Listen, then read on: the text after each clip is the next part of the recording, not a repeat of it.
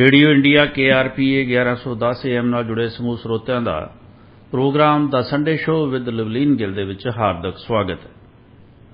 मेरे यानी program host Baldev Singh Bham ਵੱਲੋਂ प्यार ते सत्कार नाल सत श्री अकाल, नमस्कार, आदाब।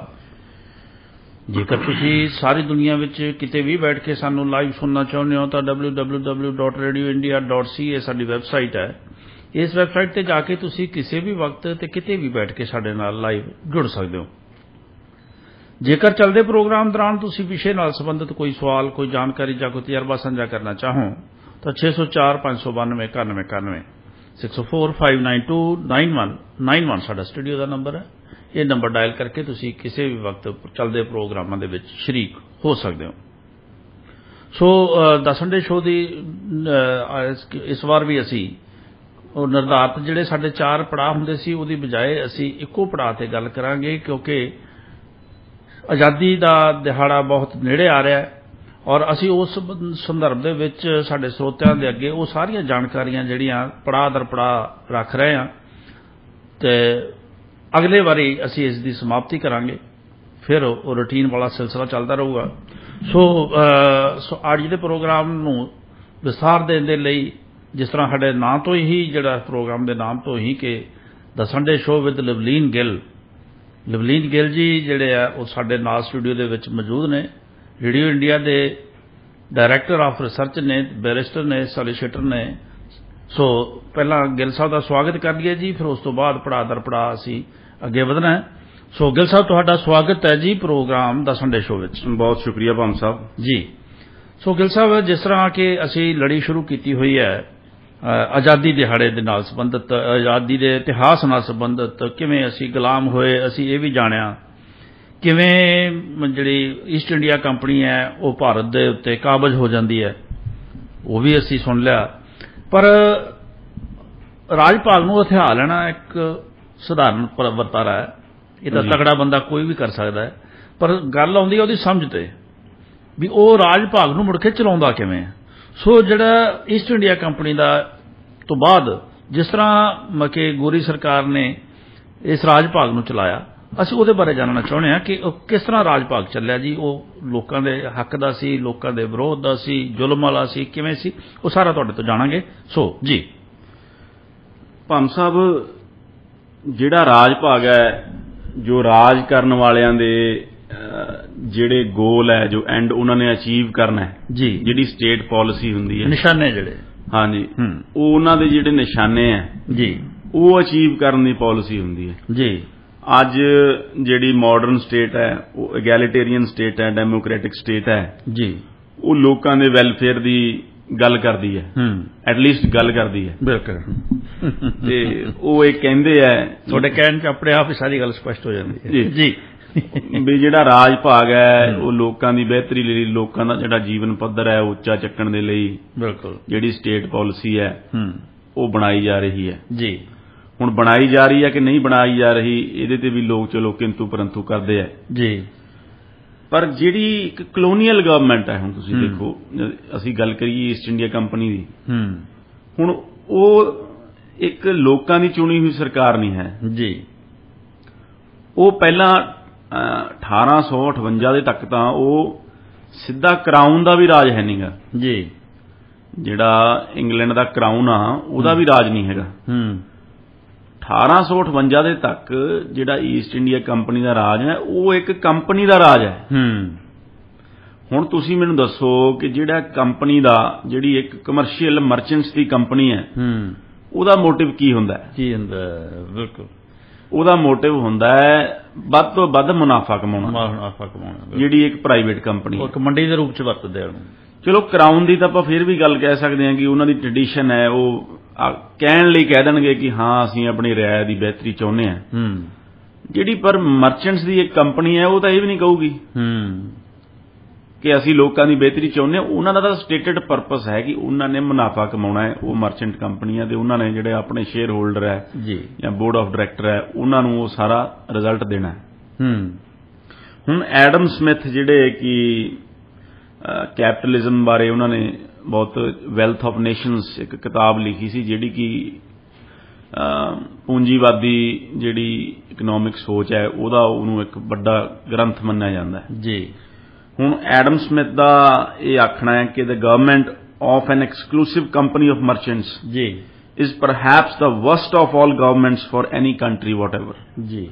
ਉਹ ਕਹਿੰਦਾ ਜੇ ਕੋਈ ਸਭ ਤੋਂ ਮਾੜੀ ਕੋਈ ਜੇ ਸਰਕਾਰ ਹੋ ਸਕਦੀ ਹੈ ਕਿਸੇ ਮੁਲਕ ਦੇ ਵਾਸਤੇ ਤਾਂ ਉਹ ਜਿਹੜੀ ਕੰਪਨੀ ਆਫ ਮਰਚੈਂਟਸ ਹੈ ਜਿਹੜੀ ਜੀ ਉਹਦੀ ਸਰਕਾਰ ਹੋ ਸਕਦੀ ਹੈ, ਜਿਹੜੀ ਵਪਾਰੀਆਂ ਦੀ ਸਰਕਾਰ ਹੈ ਜੀ।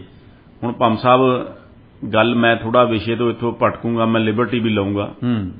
ਇਹ ਹੁਣ ਪੰਜਾਬ ਦੇ ਲੋਕਾਂ ਨੇ ਵੀ ਦੇਖੀ ਹੈ ਗੱਲ ਜੀ ਬਿਲਕੁਲ ਕਿ ਜਿਹੜੀ ਵਪਾਰੀ ਦੀ ਤੇ ਜਿਹੜੀ CEO ਦੀ ਸਰਕਾਰ ਹੈ ਉਹ ਸਭ ਤੋਂ ਮਾੜੀ ਸਰਕਾਰ ਹੈ। ਬਿਲਕੁਲ।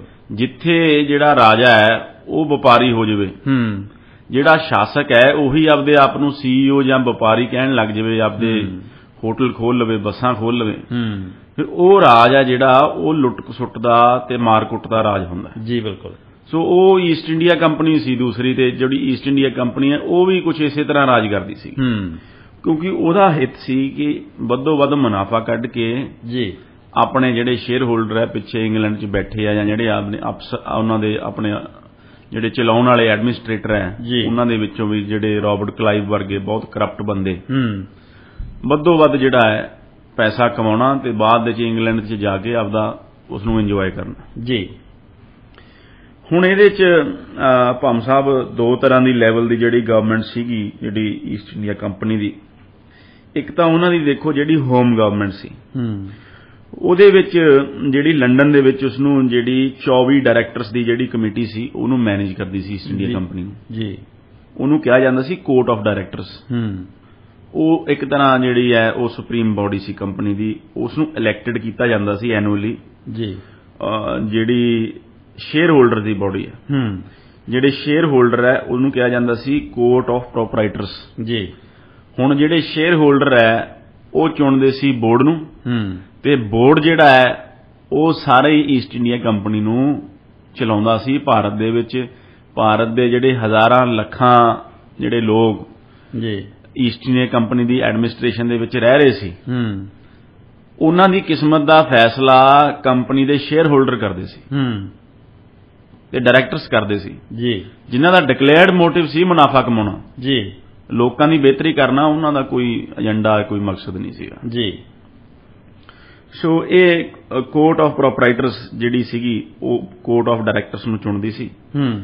ਜਿਹੜੀ ਕੋਰਟ ਆਫ ਡਾਇਰੈਕਟਰਸ ਹੈ ਉਹ ਅੱਗੇ ਫਿਰ ਜਿਹੜੀ ਆਪਣੇ ਮੈਂਬਰਾਂ ਦੀ ਜ਼ਿੰਮੇਵਾਰੀ ਲਾਉਂਦੀ ਸੀਗੀ। ਕਮੇਟੀਆਂ ਅੱਗੇ ਬਹੁਤ ਉਹਦੀਆਂ ਬਣੀਆਂ ਹੋਈਆਂ ਸੀ ਜਿਹੜੀਆਂ day to day business company ਦਾ ਚਲਾਉਂਦੀਆਂ ਸੀ ਲੰਡਨ ਦੇ ਵਿੱਚ ਜੀ। ਤੇ ਜਿਹੜੀ ਫਿਰ ਹੌਲੀ ਹੌਲੀ ਜਿਹੜਾ ਸਮਾਂ ਪੈਂਦੇ ਤੇ ਫਿਰ ਜਿਹੜੇ ਅਸੀਂ ਦੇਖਿਆ ਕਿ 1858 ਤੋਂ ਬਾਅਦ ਜਿਹੜੀ ਫਿਰ ਉਹ ਤਾਕਤ ਹੈ ਜੀ ਉਹ ਫਿਰ ਪਾਰਲੀਮੈਂਟ ਦੇ ਹੱਥ ਦੇ ਵਿੱਚ ਗਈ ਜਦੋਂ ਕਰਾਊਨ ਨੇ ਟੇਕ ਓਵਰ ਕੀਤਾ। ਉਸ ਤੋਂ ਪਹਿਲਾਂ ਜਿਹੜਾ ਇਹ ਕੋਰਟ ਆਫ ਡਾਇਰੈਕਟਰਸ ਤੇ ਸ਼ੇਅਰ ਹੋਲਡਰਸ ਦਾ ਜਿਹੜਾ ਨਿਜ਼ਾਮ ਹੈ ਉਹ ਚਲਾਉਂਦਾ ਰਿਹਾ, ਸਭ ਚਲਾ ਰਿਹਾ ਸੀ।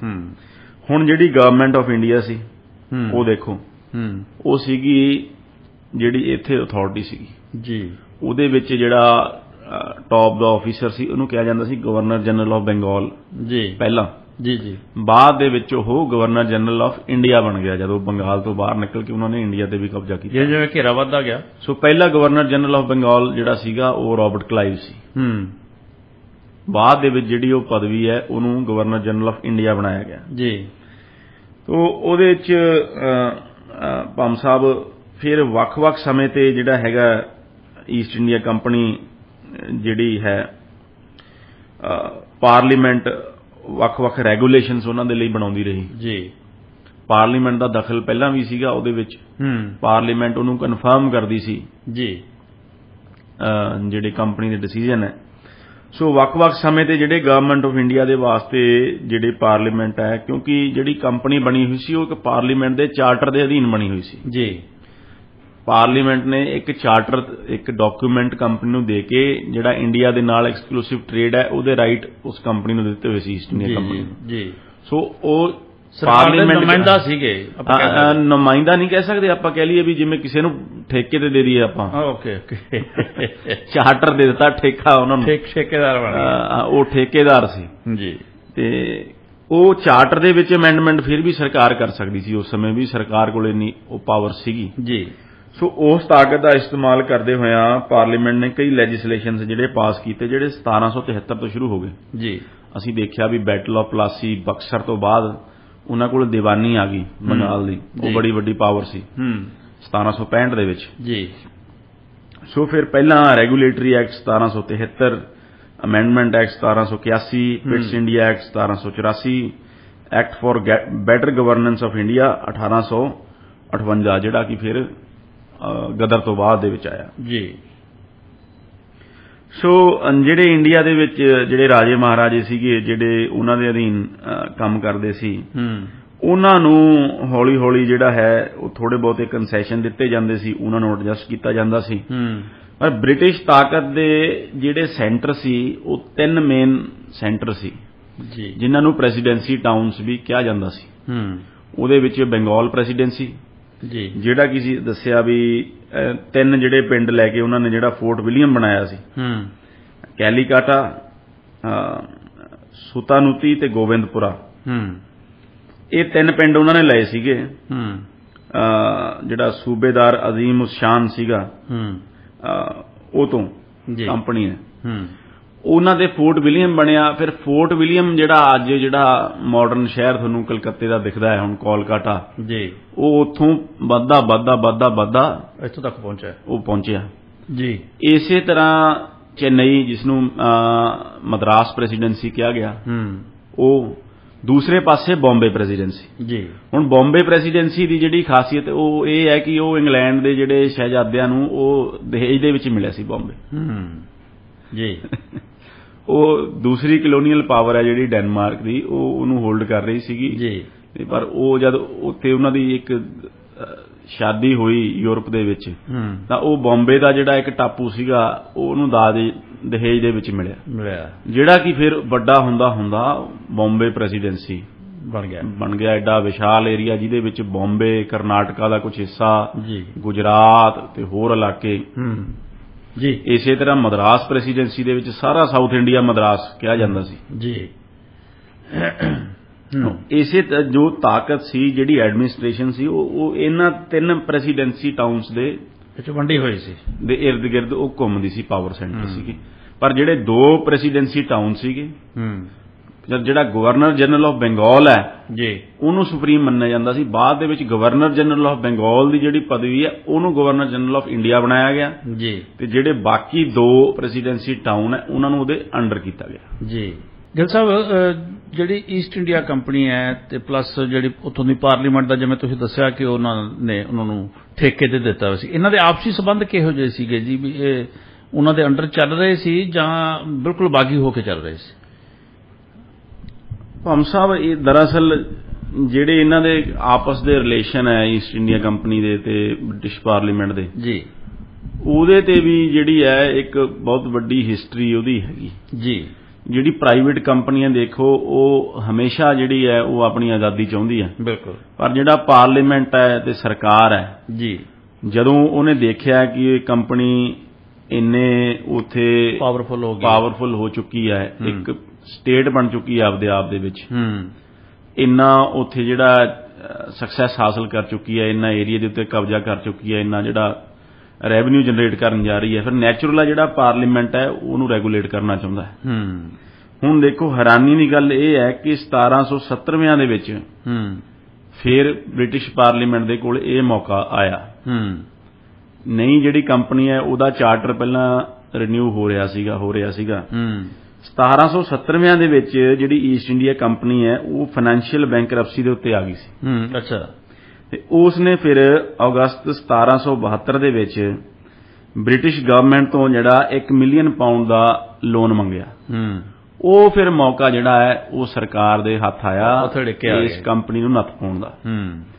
ਫਿਰ ਉਹ ਉਸ ਮੌਕੇ ਨੂੰ ਯੂਜ਼ ਕਰਦੇ ਹੋਏ ਬ੍ਰਿਟਿਸ਼ ਪਾਰਲੀਮੈਂਟ ਨੇ ਜਿਹੜੀ ਇਨਕੁਆਇਰੀ ਕੀਤੀ ਕੰਪਨੀ ਦੇ ਸਾਰੇ ਅਫੇਅਰਸ ਦੇ ਵਿੱਚ ਤੇ ਉਸ ਨੂੰ ਰੈਗੂਲੇਟ ਕਰਨਾ ਸ਼ੁਰੂ ਕੀਤਾ, ਜਿਸ ਦੇ ਨਤੀਜੇ ਦੇ ਵਿੱਚ ਜਿਹੜੇ ਫਿਰ ਮੈਂ ਗੱਲ ਕੀਤੀ ਸੀ ਰੈਗੂਲੇਟਿੰਗ ਐਕਟ ਆਫ 1773 ਜੀ ਪਾਸ ਹੋਇਆ ਜੀ। ਕੰਪਨੀ ਨੂੰ ਫਿਰ ਮਜਬੂਰਨ ਇਹ ਅੱਕ ਚੱਬਣਾ ਪਿਆ। ਉਹਦੇ ਵਿੱਚ ਜਿਹੜਾ ਹੈ ਉਹ ਇਨਫਲੂਐਂਸ ਜਿਹੜਾ ਕੋਰਟ ਆਫ ਪ੍ਰੋਪਰਾਈਟਰਸ ਦਾ ਸੀਗਾ ਉਹਨੂੰ ਘਟਾਇਆ ਗਿਆ। ਇਲੈਕਸ਼ਨ ਜਿਹੜੀ ਹੈ ਕੋਰਟ ਆਫ ਡਾਇਰੈਕਟਰਸ ਦੀ ਉਹ 4 ਸਾਲਾਂ ਲਈ ਕੀਤੀ ਗਈ। ਐਂਡ ਜਿਹੜਾ ਕੋਰਟ ਆਫ ਡਾਇਰੈਕਟਰ ਸੀ ਉਹਨਾਂ ਨੂੰ ਕਿਹਾ ਗਿਆ ਕਿ ਉਹ ਜਿਹੜੀ ਬ੍ਰਿਟਿਸ਼ ਟ੍ਰੈਜਰੀ ਹੈ ਲੰਡਨ ਦੇ ਵਿੱਚ ਉਹਦੇ ਵਿੱਚ ਜਿਹੜੇ ਸਾਰੇ ਉਹਨਾਂ ਦੇ ਮਾਮਲਾਤ ਨੇ ਤੇ ਜਿਹੜਾ ਰੈਵਨਿਊ ਹੈ ਉਹ ਸੈਕਟਰੀ ਆਫ ਸਟੇਟ ਦੇ ਅੱਗੇ ਉਹ ਸਬਮਿਟ ਕਰਨਗੇ ਤੇ ਜਿਹੜੀ ਸਾਰੀ ਜਾਣਕਾਰੀ ਹੈ ਸਿਵਲ ਤੇ ਐਡਮਿਨਿਸਟ੍ਰੇਟਿਵ ਮੈਟਰਸ ਦੀ ਉਹ ਸੈਕਟਰੀ ਆਫ ਸਟੇਟ ਨੂੰ ਦੇਣਗੇ। ਸੈਕਟਰੀ ਆਫ ਸਟੇਟ ਕਹਿ ਲਓ ਵੀ ਇੱਕ ਤਰ੍ਹਾਂ ਦਾ ਕੈਬਨਿਟ ਮੰਤਰੀ ਜਿਹੜਾ ਜੀ।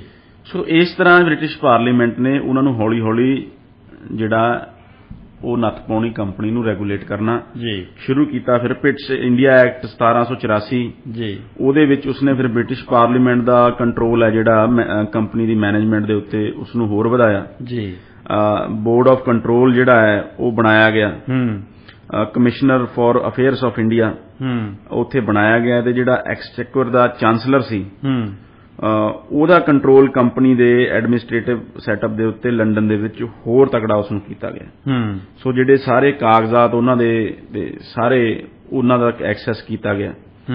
ਇੰਡੀਆ ਦੇ ਵਿੱਚ ਜਿਹੜਾ ਹੈ ਗਵਰਨਰ ਜਨਰਲ ਦੀ ਜਿਹੜੀ ਤਾਕਤ ਹੈ ਹੁਣ ਉਸ ਨੂੰ ਹੁਣ ਇੱਕ ਬੰਦੇ ਦੇ ਵਿੱਚ ਜਿਹੜੀ ਪਾਵਰ ਹੈ ਸੁਪਰੀਮ ਪਾਵਰ ਉਸ ਦੀ ਕਾਟ ਕਰਨ ਦੇ ਵਾਸਤੇ ਸਿਸਟਮ ਆਫ ਚੈਕਸ ਐਂਡ ਬੈਲੈਂਸਿਸ ਜਿਹੜਾ ਉਹਨਾਂ ਨੇ ਬਣਾਉਣਾ ਸ਼ੁਰੂ ਕੀਤਾ ਜਿਸ ਦੇ ਵਿੱਚ ਫਿਰ ਗਵਰਨਰ ਜਨਰਲ ਦਾ ਕਾਉਂਸਲ ਬਣਾਇਆ ਗਿਆ ਤੇ ਉਹ ਕਾਉਂਸਲ ਦੇ ਵਿੱਚ ਰੱਦੋ ਬਦਲ ਕੀਤੀ ਗਈ ਤੇ ਉਸ ਦੇ ਵਿੱਚ ਕਮਾਂਡਰ ਇਨ ਚੀਫ ਜਿਹੜਾ ਕੰਪਨੀ ਦੀ ਫੋਰਸਿਸ ਦਾ ਇੱਕ ਜਿਹੜਾ 4th ਮੈਂਬਰ ਜਿਹੜਾ ਐਡ ਕੀਤਾ ਗਿਆ ਉਹ ਲਾਅ ਮੈਂਬਰ ਐਡ ਕੀਤਾ ਗਿਆ ਕਾਉਂਸਲ ਦੇ ਵਿੱਚ। ਉਹ 3 ਮੈਂਬਰਾਂ ਦੇ ਕਾਉਂਸਲ ਨੂੰ 4 ਮੈਂਬਰਾਂ ਦਾ ਬਣਾਇਆ ਗਿਆ ਸੋ ਇਸ ਤਰ੍ਹਾਂ ਜਿਹੜਾ ਚੈਕਸ ਐਂਡ ਬੈਲੈਂਸਿਸ ਦਾ ਕੰਮ ਉਹਨਾਂ ਨੇ ਸ਼ੁਰੂ ਕੀਤਾ। 1833 ਦੇ ਵਿੱਚ ਫਿਰ ਜਿਸ ਤਰ੍ਹਾਂ ਮੈਂ ਤੁਹਾਨੂੰ ਦੱਸਿਆ ਕਿ ਸੈਂਟਰਲਾਈਜ਼ ਕੀਤੀ ਗਈ ਪਾਵਰ ਤੇ ਜਿਹੜੇ ਪ੍ਰੈਜ਼ੀਡੈਂਸੀ ਟਾਊਨ ਸੀਗੇ ਉਹਨਾਂ ਨੂੰ ਬੰਗਾਲ ਪ੍ਰੈਸੀਡੈਂਸੀ ਦੇ ਅੰਡਰ ਲਿਆਂਦਾ ਗਿਆ ਤੇ ਗਵਰਨਰ ਜਨਰਲ ਆਫ ਇੰਡੀਆ ਦਾ ਜਿਹੜਾ ਬੰਗਾਲ ਪ੍ਰੈਸੀਡੈਂਸੀ ਨੂੰ ਕਿਉਂਕਿ ਜਿੰਨਾ ਚਿਰ ਨਵੀਂ ਦਿੱਲੀ ਨਹੀਂ ਬਣੀ 1911 ਦੇ ਵਿੱਚ ਜਿਹੜਾ ਹੈ ਵੱਡਾ ਦਰਬਾਰ ਦਿੱਲੀ ਦੇ ਵਿੱਚ ਲਾਇਆ ਗਿਆ ਸੀ ਉਸ ਤੋਂ ਪਹਿਲਾਂ ਤੱਕ ਜਿਹੜਾ ਬ੍ਰਿਟਿਸ਼ ਇੰਡੀਆ ਦੀ ਜਿਹੜੀ ਰਾਜਧਾਨੀ ਸੀ ਉਹ ਕਲਕੱਤਾ ਸੀ।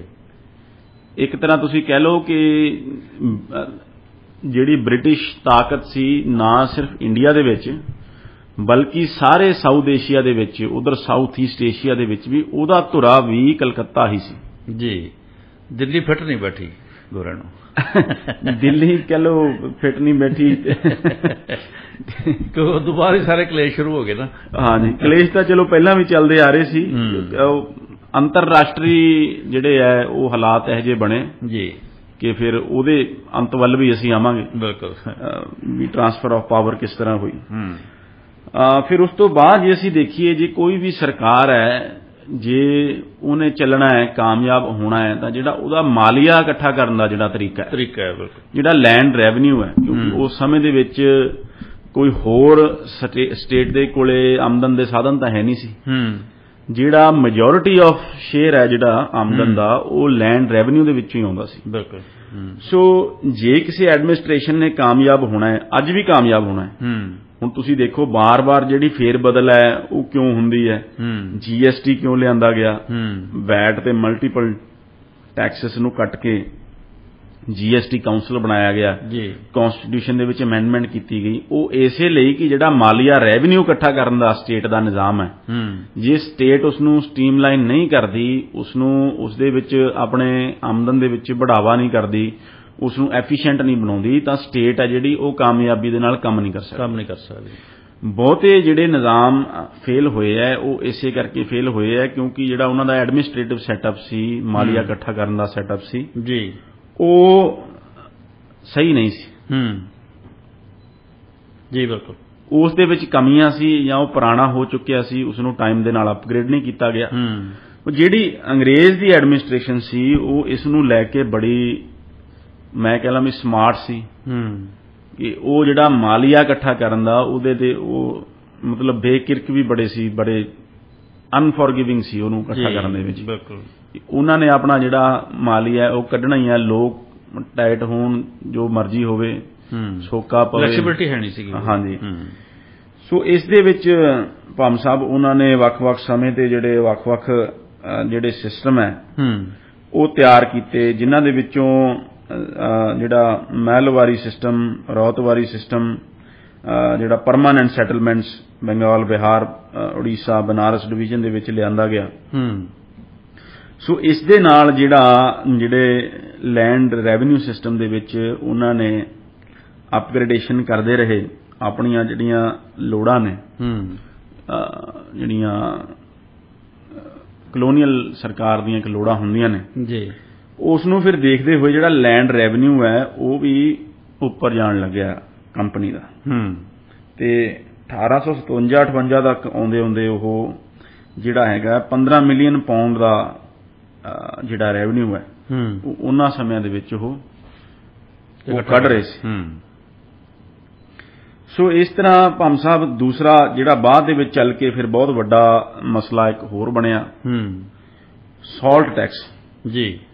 ਸਾਲਟ ਦੇ ਟ੍ਰੇਡ ਉੱਤੇ ਜਿਹੜੀ ਈਸਟ ਇੰਡੀਆ ਕੰਪਨੀ ਹੈ ਉਹਨੇ ਮੋਨੋਪੋਲੀ ਕਰ ਲਈ ਸੀ। ਉਸ ਦੇ ਉੱਤੇ ਵੀ ਬਹੁਤ ਵੱਡਾ ਟੈਕਸ ਹੈ ਜਿਹੜਾ ਉਹ ਲਗਾਇਆ ਜਾ ਰਿਹਾ ਸੀ।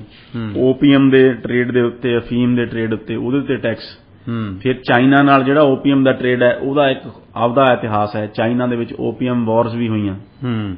ਜਿਹੜੇ ਫੀਮ ਦਾ ਜਿਹੜਾ ਟ੍ਰੇਡ ਹੈ ਉਹਦੇ ਉੱਤੇ ਕੰਟਰੋਲ ਨੂੰ ਲੈ ਕੇ ਬਹੁਤ ਵੱਡੀ ਰਾਜਨੀਤੀ ਤੇ ਜਿਹੜੀਆਂ ਜੰਗਾਂ ਜੀ ਉਹ ਵੀ ਚੱਲੀਆਂ। ਹੁਣ ਫਿਰ ਭਾਮ ਸਾਹਿਬ ਜਿਹੜੀ ਬ੍ਰਿਟਿਸ਼ ਈਸਟ ਇੰਡੀਆ ਕੰਪਨੀ ਜਾਂ ਬ੍ਰਿਟਿਸ਼ ਕਰਾਊਨ, ਜਾਂ ਅੱਜ ਵੀ ਤੁਸੀਂ ਭਾਰਤ ਦੇ ਵਿੱਚ ਦੇਖੋ ਜੀ, ਜਿਹੜੀ ਐਡਮਿਨਿਸਟ੍ਰੇਸ਼ਨ ਦੀ ਬੈਕਬੋਨ ਹੈ ਜੀ ਉਹ ਸਿਵਲ ਸਰਵਿਸ ਹੈ ਜੀ। ਬਿਲਕੁਲ, ਕੋਈ ਸ਼ੱਕ ਨਹੀਂ। ਜਦੋਂ ਆਜ਼ਾਦੀ ਦਾ ਮੌਕਾ ਆਇਆ ਤਾਂ ਜਵਾਹਰ ਲਾਲ ਨਹਿਰੂ ਜਿਹੜੇ ਹੈ ਉਹ ਇੱਕ ਆਈਡਲਿਸਟ ਲੀਡਰ ਸੀਗੇ, ਇੱਕ ਆਦਰਸ਼ਵਾਦੀ ਨੇਤਾ ਸੀਗੇ, ਤੇ ਉਹਨਾਂ ਨੇ ਇਹ ਗੱਲ ਆਖੀ ਕਿ ਜਿਹੜੀ ICS ਹੈ, ਇੰਡੀਅਨ ਸਿਵਲ ਸਰਵਿਸ, ਇਹਨੂੰ ਅਸੀਂ ਜਿਹੜੀ ਹੈ ਇਹਨੂੰ ਖਤਮ ਕਰ ਦਈਏ, ਕਿਉਂਕਿ ਇਹ ਕਲੋਨੀਅਲ ਜਿਹੜੀ ਲੀਗੇਸੀ ਹੈ, ਇਹ ਕਲੋਨੀਅਲ ਤਰੀਕੇ ਨਾਲ ਹੀ ਕੰਮ ਕਰਦੀ ਹੈ। ਅੰਗਰੇਜ਼ਾਂ ਦੀ ਉਹੀ ਜਿਹੜੀ ਐਡਮਿਨਿਸਟ੍ਰੇਸ਼ਨ ਦੇ ਵਿੱਚ ਜਿਹੜੀ ਸੋਚ, ਜਿਹੜੀ ਮਾਈ ਬਾਪ ਸੋਚ, ਜਿਹੜੀ ਅੱਜ ਤੱਕ ਵੀ ਤੁਸੀਂ ਦੇਖੋ 70 ਸਾਲ ਬਾਅਦ ਵੀ ਉਹ ਗਈ ਨਹੀਂ, ਉਹ ਛਾਪ ਬ੍ਰਿਟਿਸ਼ ਇੰਡੀਆ ਦੀ ਹੈ ਉਹਦੇ ਤੇ ਜੀ ਅੱਜ ਵੀ। ਜੇ ਤੁਸੀਂ ਜ਼ਿਲ੍ਹੇ ਦੇ ਡੀਸੀ ਦੇਖੋ, ਦੇਖ ਹੀ ਰਹੇ ਹਾਂ। ਬਿਲਕੁਲ, ਹਾਂਜੀ। ਡੀਸੀ ਤਾਂ ਹੁਣ ਦੇਖੋ ਉਹਦੀ ਪਾਵਰ ਕਾਫੀ ਘਟਾ ਦਿੱਤੀ ਗਈ ਹੈ। ਪਹਿਲਾਂ ਅੰਗਰੇਜ਼ ਦੇ ਸ਼ਾਸਨ ਦੇ ਵਿੱਚ ਜਿਹੜੀ ਡੀਸੀ ਹੈ ਉਹ ਚੱਲਦੀ ਫਿਰਦੀ ਸਰਕਾਰ ਹੁੰਦਾ ਸੀ। ਡੀਸੀ ਸੀਗਾ ਮਤਲਬ ਅੱਜ ਦਾ ਕਹਿ ਲਓ ਸੈਸ਼ਨ ਜੱਜ ਪਲੱਸ SSP, ਉਹ ਡੀਸੀ ਸੀਗਾ ਅੰਗਰੇਜ਼ੀ ਸਰਕਾਰ 'ਚ। ਉਹ ਚੱਲਦੀ ਫਿਰਦੀ ਸਰਕਾਰ ਸੀ ਖੁਦ ਆਪਦੇ ਆਪ ਦੇ ਵਿੱਚ। ਹੁਣ ਪਾਵਰਾਂ ਵੰਡੀਆਂ ਗਈਆਂ, ਹੁਣ ਦੇਖੋ ਸੈਸ਼ਨ ਜੱਜ ਦੀ ਕੀ ਪਾਵਰ ਹੈ, ਦੂਸਰੇ ਪਾਸੇ SSP ਦੀ ਕੀ ਪਾਵਰ ਹੈ। ਹੁਣ ਜੇ ਸਾਰੀਆਂ ਪਾਵਰਾਂ ਇੱਕ ਬੰਦੇ ਦੇ ਵਿੱਚ ਹੋਣ ਤਾਂ ਉਹ ਕੀ ਪਾਵਰ ਹੋਊ, ਕੀ ਹੋਊਗਾ। ਬਿਲਕੁਲ, ਉਹ ਅੰਗਰੇਜ਼ ਸਰਕਾਰ ਦਾ ICS ਜਿਹੜਾ ਹੁੰਦਾ ਸੀ DC, ਉਹ ਸੀ ਜੀ, ਜਿਹੜਾ ਉਹਨਾਂ ਦੀ ਸਰਕਾਰ ਦੀ ਜਿਹੜੀ ਸਿਵਲ ਸਰਵਿਸ ਹੈ ਉਹ ਬੈਕਬੋਨ ਸੀਗੀ।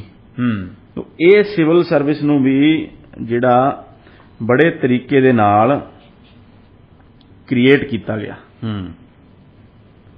ਪਹਿਲਾਂ ਜਿਹੜੀ ਕੰਪਨੀ ਦੀ ਸਿਵਲ ਸਰਵਿਸ ਸੀ ਜੀ ਜੀ, ਉਸ ਦੇ ਵਿੱਚ ਜਿਹੜੀ ਕਰਪਸ਼ਨ ਦੀ ਬੜੇ ਵੱਡੇ ਪੈਮਾਨੇ ਤੇ ਜਿਹੜੀ ਹੈ ਉਹ ਪ੍ਰੋਬਲਮ ਆ ਰਹੀ ਸੀ।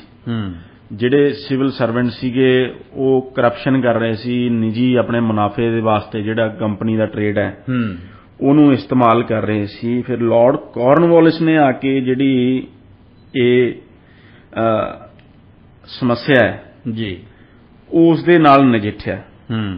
ਵਾਰਨ ਹੈਸਟਿੰਗਸ ਨੇ ਜਿਹੜੀਆਂ ਹਾਈਲੀ ਪੇਡ ਜਿਹੜੀ ਪੋਸਟ ਹੈ ਉਹ ਕ੍ਰੀਏਟ ਕੀਤੀਆਂ ਸੀਗੀਆਂ, ਤੇ ਪਰ ਕਰਪਸ਼ਨ ਦੀ ਵਾਰਨ ਹੈਸਟਿੰਗਸ ਦੇ ਵੇਲੇ ਬਹੁਤ ਵੱਡੀ ਪ੍ਰੋਬਲਮ ਆ ਰਹੀ ਸੀ ਜਦੋਂ ਉਹ ਗਵਰਨਰ ਜਨਰਲ ਸੀ ਜੀ। ਲਾਰਡ ਕਾਰਨਵਾਲਿਸ ਨੂੰ ਫਿਰ ਜਿਹੜਾ ਹੈ ਇਹਦਾ ਪਿਤਾਮਾ ਕਿਹਾ ਜਾਂਦਾ ਹੈ, ਜਿਹੜੇ ਸਿਵਲ ਸਰਵਿਸ ਦੇ ਵਿੱਚ ਜਿਹੜੇ ਰਿਫਾਰਮ ਉਹਨੇ ਕੀਤੇ ਜੀ, ਉਹਦੇ ਵਿੱਚ ਉਹਨੇ ਇਹ ਦੇਖਿਆ ਕਿ ਕਰਪਸ਼ਨ ਦਾ ਕਾਰਨ ਕੀ ਹੈ। ਕਰਪਸ਼ਨ ਦਾ ਕਾਰਨ ਇਹ ਹੈ ਕਿ ਜਿਹੜੀ ਸਿਵਲ ਸਰਵੈਂਟਸ ਦੀ ਹੈ ਤਨਖਾਹ ਘੱਟ ਸੀ, ਉਸਨੇ ਉਹਨਾਂ ਦੀ ਤਨਖਾਹ ਵਧਾਈ, ਉਹਨੂੰ one of the best paid services ਬਣਾਇਆ ਦੁਨੀਆ ਦੇ ਵਿੱਚ ਜੀ, ਤੇ ਨਾਲ ਦੀ ਨਾਲ ਫਿਰ ਉਹਨੇ ਸਖਤ ਸਜ਼ਾਵਾਂ ਰੱਖੀਆਂ ਕਰਪਸ਼ਨ ਦੇ ਵਾਸਤੇ। ਪਾਲਿਸੀ ਆਫ ਜਿਹਨੂੰ ਕਹਿੰਦੇ ਆ ਕੈਰਟ ਐਂਡ ਸਟਿਕ ਉਹਨੇ ਅਪਣਾਈ, ਤੇ ਉਹਨੇ ਇੱਕ ਲਾਅ ਲਿਆਂਦਾ ਜਿਸ ਤਰ੍ਹਾਂ ਅੱਜ ਸਾਡੇ ਪ੍ਰੀਵੈਂਸ਼ਨ ਆਫ ਕਰਪਸ਼ਨ ਐਕਟ ਹੈ ਕਿ ਜੇ ਕੋਈ ਆਪਣੀ ਜਿਹੜੀ ਅਫੀਸ਼ੀਅਲ ਪੋਸਟ ਨੂੰ ਆਪਣੇ ਨਿੱਜੀ ਮਫਾਦ ਦੇ ਵਾਸਤੇ ਵਰਤਦਾ ਹੈ ਤਾਂ ਉਹ ਇੱਕ ਪ੍ਰੀਵੈਂਸ਼ਨ ਆਫ ਕਰਪਸ਼ਨ ਐਕਟ ਦੇ ਵਿੱਚ ਉਹ ਇੱਕ ਕ੍ਰਾਈਮ ਹੈ ਜੀ। ਸੋ ਉਸ ਤਰ੍ਹਾਂ ਉਹਨੇ ਇਹ ਕ੍ਰੀਏਟ ਕੀਤੀਆਂ ਸਜ਼ਾਵਾਂ ਕਿ ਜੇ ਕੋਈ ਫਿਰ ਇੰਨੀ ਤਨਖਾਹ ਮੈਂ ਦਿੰਨਾ ਜੇ ਉਹਦੇ ਬਾਵਜੂਦ ਗਲਤ ਕੰਮ ਕਰਦਾ ਫਿਰ ਉਹਦੇ ਵਾਸਤੇ ਸਜ਼ਾਵਾਂ ਜੀ। ਦੂਸਰੀ ਗੱਲ ਪੰਮ ਸਾਹਿਬ ਕਿ ਲਾਰਡ ਕਾਰਨਵਾਲਿਸ ਨੇ ਇੱਕ ਬਹੁਤ ਭੱਦਾ ਕਥਨ ਭਾਰਤੀਆਂ ਦੇ ਬਾਰੇ ਕਿਹਾ ਸੀ। ਉਹਨੇ ਕਿਹਾ ਸੀ ਕਿ every native of Hindustan is corrupt. Okay, ਉਹ ਕਹਿੰਦਾ ਸੀ ਭਾਰਤ ਦਾ ਹਰੇਕ ਮੂਲ ਨਿਵਾਸੀ ਜਿਹੜਾ ਹੈ ਉਹ ਬੇਈਮਾਨ ਹੈ, ਉਹ ਕਰਪਟ ਹੈ। ਹਾਲਾਂਕਿ ਉਹ ਇਹ ਕਹਿਣ ਲੱਗਿਆ, ਇਹ ਗੱਲ ਦੇਖਣੀ ਭੁੱਲ ਗਿਆ ਕਿ ਜਿਹੜਾ ਉਸ ਤੋਂ ਪਹਿਲਾਂ ਗਵਰਨਰ ਜਨਰਲ ਉਹਦੇ ਜਿਹੜੇ ਅੰਗਰੇਜ਼ ਉਹਨਾਂ ਨੇ ਕਿਸ ਤਰ੍ਹਾਂ ਕਰਪਸ਼ਨ ਮਚਾਈ ਹੋਈ ਸੀ। ਰਾਬਰਟ ਕਲਾਈਵ ਦਾ ਕੀ ਜਿਹੜਾ ਸਾਰਾ ਰਿਕਾਰਡ ਸੀਗਾ ਕਰਪਸ਼ਨ ਦੇ ਮਾਮਲੇ 'ਚ ਜੀ, ਕਿਸ ਤਰ੍ਹਾਂ ਉਸਨੇ ਲੁੱਟ ਮਚਾਈ, ਕਿਸ ਤਰ੍ਹਾਂ ਨਿੱਜੀ ਉਹਨੇ ਤੋਹਫੇ ਕਬੂਲੇ ਰਾਜੇ ਮਹਾਰਾਜਿਆਂ ਤੋਂ, ਕਿਸ ਤਰ੍ਹਾਂ ਪੈਸਾ ਲੁੱਟਿਆ, ਕਿਸ ਤਰ੍ਹਾਂ ਉਹਦੀ ਅਫਸਰਸ਼ਾਹੀ ਨੇ ਪੈਸਾ ਲੁੱਟਿਆ। ਪਰ ਉਹ ਜਿਹੜਾ ਦੋਸ਼ ਹੈ ਸਾਰਾ ਉਹ ਭਾਰਤ ਦੇ ਲੋਕਾਂ ਨੂੰ ਦਿੰਦਾ ਸੀ। ਤੇ ਉਸ ਨੇ ਜਿਹੜਾ ਇਹ ਕਲੋਨੀਅਲ ਮਾਈਂਡਸੈਟ ਸੀ, ਉਹਨੇ ਜਿਹੜੇ ਹਿੰਦੁਸਤਾਨੀ ਜਿਹੜੇ ਐਡਮਿਨਿਸਟ੍ਰੇਸ਼ਨ ਦੇ ਵਿੱਚ ਸੀਗੇ ਉਹਨਾਂ ਨੂੰ ਸਿਰਫ ਲੋ ਲੈਵਲ ਕਲਰਕ ਦੀਆਂ ਪੋਜੀਸ਼ਨਸ ਤੱਕ ਹੀ ਰੱਖਿਆ। ਕਿਤੇ ਵੀ ਜਿਹੜਾ ਜ਼ਿੰਮੇਵਾਰੀ ਦਾ ਕੰਮ ਹੈ ਉਹ ਸਿਰਫ ਯੂਰੋਪੀਅਨ ਬੰਦੇ ਨੂੰ ਦਿੱਤਾ, ਗੋਰੀ ਚਮੜੀ ਵਾਲੇ ਨੂੰ। ਹਿੰਦੁਸਤਾਨੀ ਬੰਦੇ ਨੂੰ ਕਦੇ ਵੀ ਉਹਨੇ ਜਿਹੜੀ ਪੋਜੀਸ਼ਨ ਆਫ ਪਾਵਰ ਹੈ ਜਾਂ ਨਹੀਂ ਉਸ ਤੇ ਨਹੀਂ ਬਿਠਾਇਆ, ਨਹੀਂ ਪਹੁੰਚਾਇਆ ਜੀ। ਸੋ ਇਸ ਤਰ੍ਹਾਂ ਪੰਮ ਸਾਹਿਬ ਹੋਰ ਹੁਣ ਦੇਖੋ ਜਿਹੜੀ ਜੁਡੀਸ਼ੀਅਲ ਰੀਆਰਗੇਨਾਈਜੇਸ਼ਨ, ਜੁਡੀਸ਼ੀਅਲ ਰੀਆਰਗੇਨਾਈਜੇਸ਼ਨ ਹੁਣ ਇਹ ਬੜਾ ਸਮਝਣ ਵਾਲਾ ਮਸਲਾ ਹੈ ਵੀ ਕਲੋਨੀਅਲ ਜਿਹੜੀ ਸਰਕਾਰ ਹੈ ਉਹ ਕਿਸ ਤਰ੍ਹਾਂ ਕੰਮ ਕਰਦੀ ਸੀ। ਹੁਣ ਸਾਡੇ ਹਿੰਦੁਸਤਾਨ ਦੇ ਵਿੱਚ ਜਿਹੜਾ ਸਦੀਆਂ ਤੋਂ ਕੀ ਸਿਸਟਮ ਸੀਗਾ ਜੁਡੀਸ਼ੀਅਲ ਦਾ ਜਾਂ ਜੁਡੀਸ਼ੀਅਲ ਰਿਫਾਰਮ ਦਾ ਜਾਂ ਡਿਸਪੈਂਸੇਸ਼ਨ ਆਫ ਜਸਟਿਸ ਦਾ, ਰਾਜੇ ਮਹਾਰਾਜੇ ਸੀ ਉਹ ਆਪਣੀ ਕਚਹਿਰੀ ਲਾਉਂਦੇ ਸੀ। ਜੇ ਤੁਸੀਂ ਇਸਲਾਮਿਕ ਦੇਖੋ ਪੱਖ ਦੇਖੋ ਤਾਂ ਕਾਜ਼ੀ ਦੀ ਕਚਹਿਰੀ ਹੁੰਦੀ ਸੀ ਜੀ ਹਿੰਦੁਸਤਾਨ ਦੇ ਵਿੱਚ। ਜਿਹੜਾ ਕਾਜ਼ੀ ਹੈ ਉਹ ਆਪਣੇ ਧਰਮ ਗ੍ਰੰਥਾਂ ਦੇ ਮੁਤਾਬਕ ਉਹ ਫੈਸਲੇ ਕਰਦਾ ਸੀ ਜੀ। ਤੇ ਜੇ ਤੁਸੀਂ ਪੇਂਡੂ ਜੀਵਨ ਦੇਖੋ ਪਿੰਡਾਂ ਦਾ ਤਾਂ ਉਹ ਹਜ਼ਾਰ ਸਾਲ ਤੋਂ ਜਿਹੜੀ ਪੰਚਾਇਤ ਹੈ ਉਹ ਪੇਂਡੂ ਜੀਵਨ ਦੇ ਵਿੱਚ ਇੱਕ ਵਿਵਸਥਾ ਬਣਾਏ ਹੋਏ ਸੀ। ਪੰਚ ਨੂੰ ਪਰਮੇਸ਼ਰ ਜਿਹੜਾ ਕਿਹਾ ਜਾਣਾ ਵੀ ਪੰਚ ਪਰਮੇਸ਼ਰ, ਪੰਜਾਂ ਦਾ ਜਿਹੜਾ ਪੰਚਾਂ ਦਾ ਫੈਸਲਾ, ਪਿੰਡ ਲੈਵਲ ਤੇ ਮਸਲੇ ਸਾਰੇ ਨਿਬੇੜਨੇ।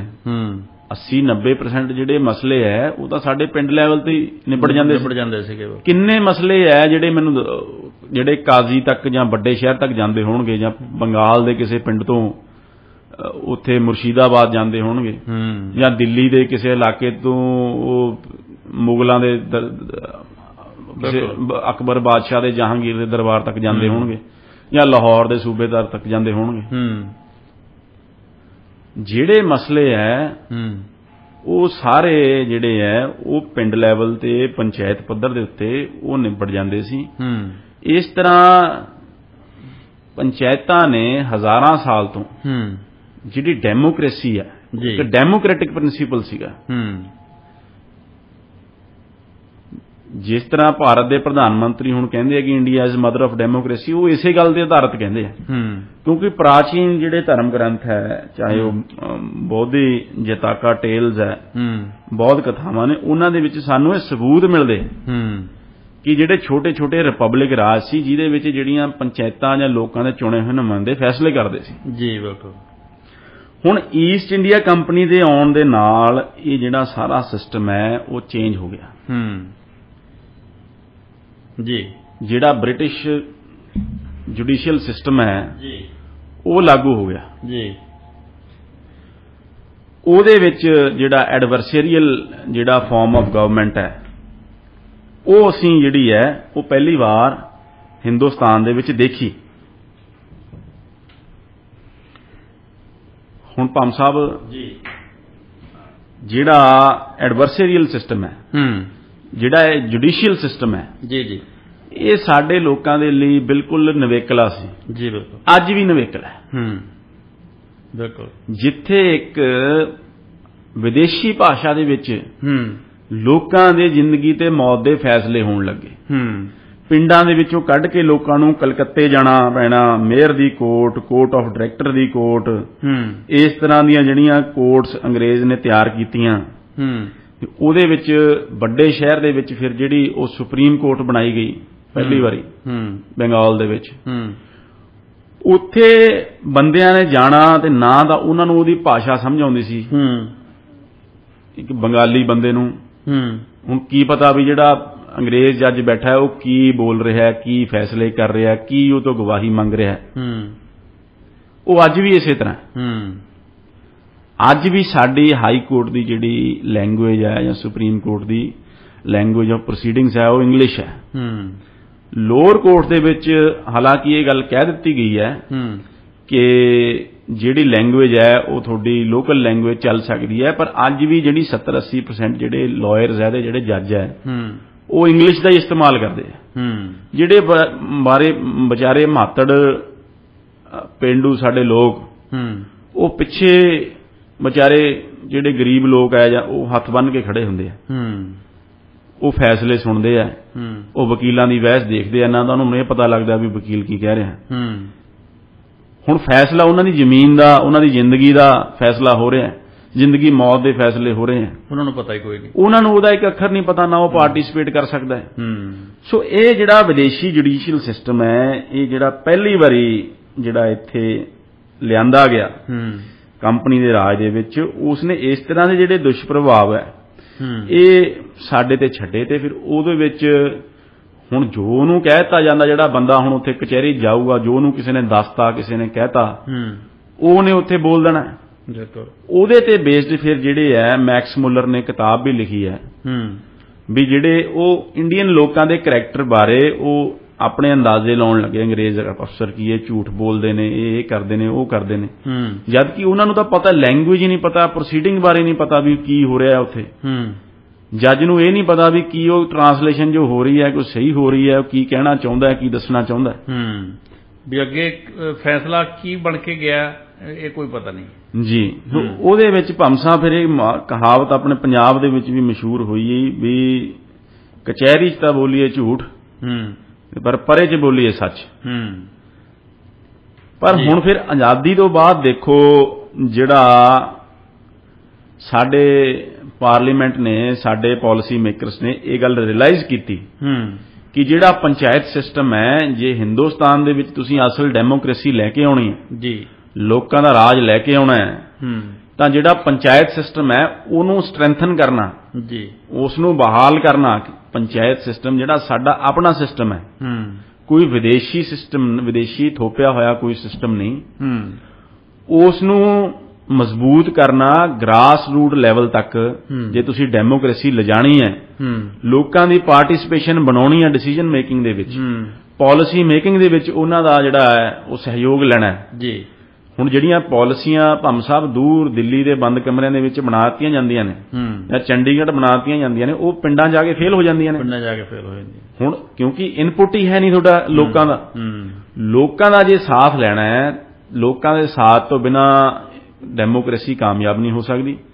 ਉਹ ਸਾਥ ਲੈਣ ਲਈ ਜਿਹੜਾ ਜੁਡੀਸ਼ੀਅਲ ਸਿਸਟਮ ਹੈ ਜਾਂ ਜਿਹੜਾ ਸਿਵਲ ਸਰਵਿਸ ਸਿਸਟਮ ਹੈ, ਜਿਹੜਾ ਲਾਰਡ ਕਾਰਨਵਾਲਿਸ ਦਾ ਜਾਂ ਲਾਰਡ ਫਲਾਨੇ ਦਾ, ਲਾਰਡ ਧਮਕੇ ਦਾ ਦਿੱਤਾ ਹੋਇਆ, ਉਹ ਨਹੀਂ ਚੱਲਣਾ। ਲੋਕ ਭਾਸ਼ਾ 'ਚ ਹੋਣੀ ਚਾਹੀਦੀ ਗੱਲ, ਲੋਕ ਭਾਸ਼ਾ ਦੇ ਵਿੱਚ ਹੋਣੀ ਚਾਹੀਦੀ ਹੈ। ਜਿਹੜਾ ਸਿਸਟਮ ਜੋ ਸਾਡੀਆਂ ਜੜ੍ਹਾਂ ਦੇ ਨਾਲ ਜੁੜਿਆ ਹੋਇਆ, ਅਸੀਂ ਜਿਹੜਾ ਪਰੇ ਪੰਚਾਇਤ ਦੇ ਵਿੱਚ ਗੱਲ ਕਰਨ ਵਾਲੇ ਲੋਕ ਹਾਂ, ਜਿੰਨਾ ਚਿਰ ਉਹ ਪੰਚਾਇਤ ਸਿਸਟਮ ਜਿਹੜਾ ਹੈ ਬਹਾਲ ਨਹੀਂ ਹੁੰਦਾ, ਉਹਨਾਂ ਚਿਰ ਲੋਕਤੰਤਰ ਜਿਹੜਾ ਸਹੀ ਹੋ ਹਿੰਦੁਸਤਾਨ ਦੇ ਵਿੱਚ ਆ ਨਹੀਂ ਸਕਦਾ।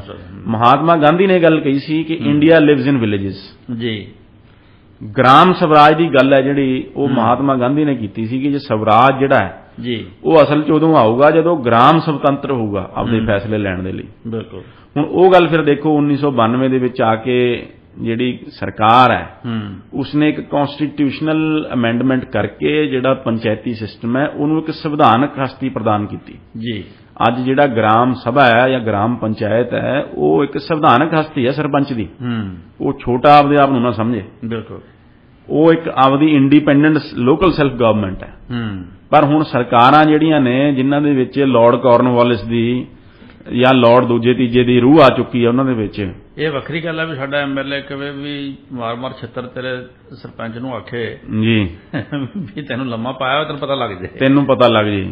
ਉਹ ਕਿਉਂਕਿ ਉਹ ਹੁਣ ਜਿਹੜਾ ਪਹਿਲਾਂ ਮੋਬਾਈਲ ਬਣਾਉਣ ਵਾਲਾ ਸੀ, ਜਦੋਂ ਹੁਣ ਕੁਰਸੀ ਤੇ ਬਹਿ ਗਿਆ ਤਾਂ ਉਹਦੇ 'ਚ ਹੁਣ ਲਾਰਡ ਕਾਰਨਵਾਲਿਸ ਦੀ ਰੂਹ ਆ ਗਈ। ਹਾਂ ਬਿਲਕੁਲ। ਉਹ ਆਪਦੇ ਆਪ ਨੂੰ ਮਾਈ ਬਾਪ ਸਮਝਦਾ, ਲੋਕਾਂ ਦਾ ਸੇਵਕ ਨਹੀਂ ਸਮਝ ਰਿਹਾ, ਕਿਉਂਕਿ ਉਹ ਜਿਹੜੀ ਕਲੋਨੀਅਲ ਮਾਈਂਡ ਸੈਟ ਹੈ ਉਹ ਚੱਲਿਆ ਆਉਂਦਾ ਵੀ ਉਹ ਵੀ ਹੁਣ ਅਸੀਂ ਸਾਹਿਬ ਬਹਾਦਰ ਬਣ ਗਏ, ਟ੍ਰਾਂਸਫਰ ਹੋ ਗਿਆ। ਹਾਂਜੀ, ਉਹ ਸਾਹਿਬ ਬਹਾਦਰ ਜਿਹੜੇ ਅੰਗਰੇਜ਼ਾਂ ਦੇ ਬਣਾਏ ਹੋਏ ਸੀ ਉਹ ਸਾਹਿਬ ਬਹਾਦਰ ਅਸੀਂ ਹੁਣ ਬਣ ਗਏ।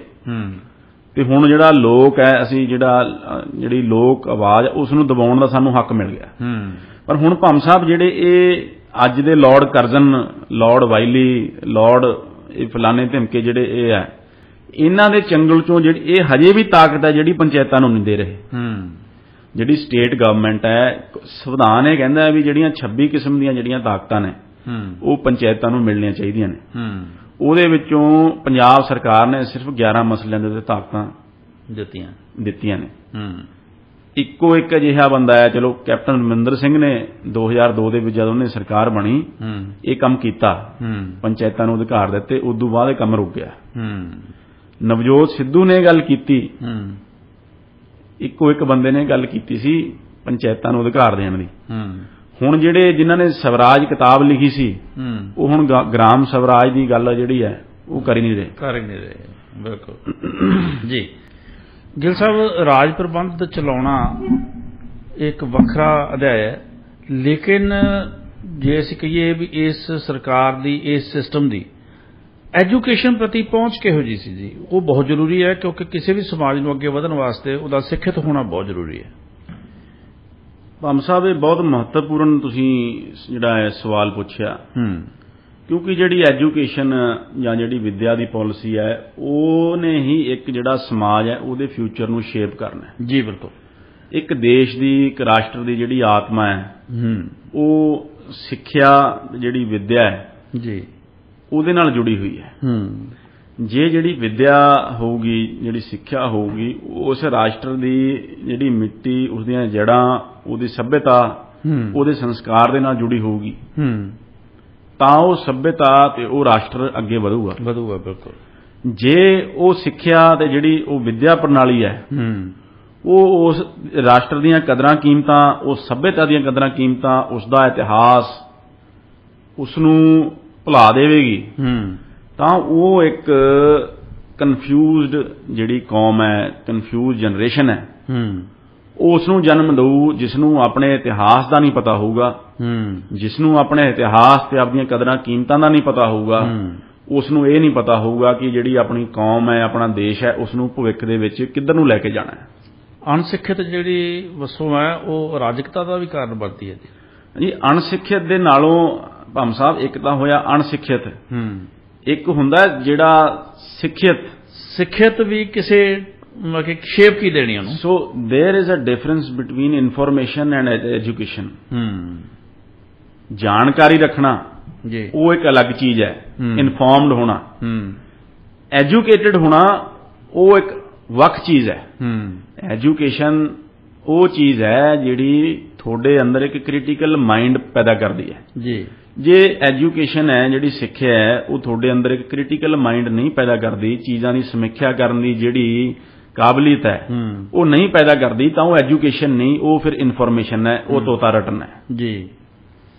ਉਹ ਜੋ ਤੁਹਾਨੂੰ ਚਮਚੇ ਦੇ ਨਾਲ ਦਿੱਤਾ ਗਿਆ ਤੁਸੀਂ ਉਹ ਰਟ ਲਿਆ, ਘੋਲ ਕੇ ਪੀ ਲਿਆ, ਉਸ ਦਾ ਜਿਹੜਾ ਇੱਕ ਮੈਂ ਕਹਿੰਦਾ ਆਤਮਾ ਰਹਿਤ ਜਿਹੜਾ ਦੁਹਰਾ ਹੈ ਉਹ ਹੈ ਬਸ ਜੀ। ਸੋ ਇਹ ਗੱਲ ਜਿਹੜੀ ਹੈ ਇਹ ਅੰਗਰੇਜ਼ ਸਮਝਦਾ ਸੀ ਜੇ ਹਿੰਦੁਸਤਾਨ ਦੇ ਲੋਕਾਂ ਦੇ ਮਨਾਂ ਦੇ ਉੱਤੇ, ਸੋਚ ਦੇ ਉੱਤੇ ਰਾਜ ਕਰਨਾ ਹੈ ਜੀ, ਤਾਂ ਜਿਹੜੀ ਇਹਨਾਂ ਦੀ ਹਜ਼ਾਰ ਸਾਲ ਪੁਰਾਣੀ ਜਿਹੜੀ ਗੁਰੂਕੁਲ ਪਰੰਪਰਾ ਹੈ ਪਹਿਲਾਂ ਤਾਂ ਉਸ ਨੂੰ ਖਤਮ ਕਰੋ ਜੀ। ਕਲੋਨੀਅਲ ਜਿਹੜਾ ਗੁਲਾਮੀ ਦਾ ਅਹਿਸਾਸ ਕਰਵਾਓ, ਇਹਨਾਂ ਨੂੰ ਕਹੋ ਕਿ ਜਿਹੜਾ ਤੁਹਾਡੀ ਸਿੱਖਿਆ ਪ੍ਰਣਾਲੀ ਹੈ ਜਾਂ ਜਿਹੜੀ ਤੁਹਾਡੀ ਐਜੂਕੇਸ਼ਨ ਹੈ ਇਹ ਤਾਂ ਕਿਸੇ ਕੰਮ ਦੀ ਨਹੀਂ, ਇਹ ਯੂਜ਼ਲੈਸ ਹੈ ਜੀ, ਇਹ ਝੂਠ ਹੈ, ਇਹ ਫਲਾਨਾ ਹੈ, ਧਮਕਾ ਹੈ। ਜਿਹੜੀ ਤੁਹਾਡੀਆਂ ਆਪਣੀਆਂ ਇਤਿਹਾਸਕ ਵਿਰਾਸਤ ਹੈ ਉਹ ਲੋਕਾਂ ਦੇ ਮਨਾਂ ਦੇ ਵਿੱਚੋਂ ਭੁਲਾ ਦਿਓ। ਆਰਿਆ ਭੱਟ ਵਰਗਾ ਵਿਗਿਆਨੀ ਇਤਿਹਾਸ ਦੇ ਵਿੱਚੋਂ ਭੁਲਾ ਦਿਓ, ਬ੍ਰਹਮਗੁਪਤ ਵਰਗਾ ਸੁਸ਼ਰੁਤ ਵਰਗਾ ਜਿਹੜਾ ਵੈਦ ਹੈ, ਸਰਜਨ, ਜਿਸ ਨੇ ਪਹਿਲੀ ਵਾਰੀ ਸਰਜਰੀ ਦੁਨੀਆ ਦੇ ਇਤਿਹਾਸ ਦੇ ਵਿੱਚ ਕੀਤੀ, ਉਸ ਨੂੰ ਇਤਿਹਾਸ ਦੇ ਵਿੱਚੋਂ ਕੱਢ ਦਿਓ ਜੀ।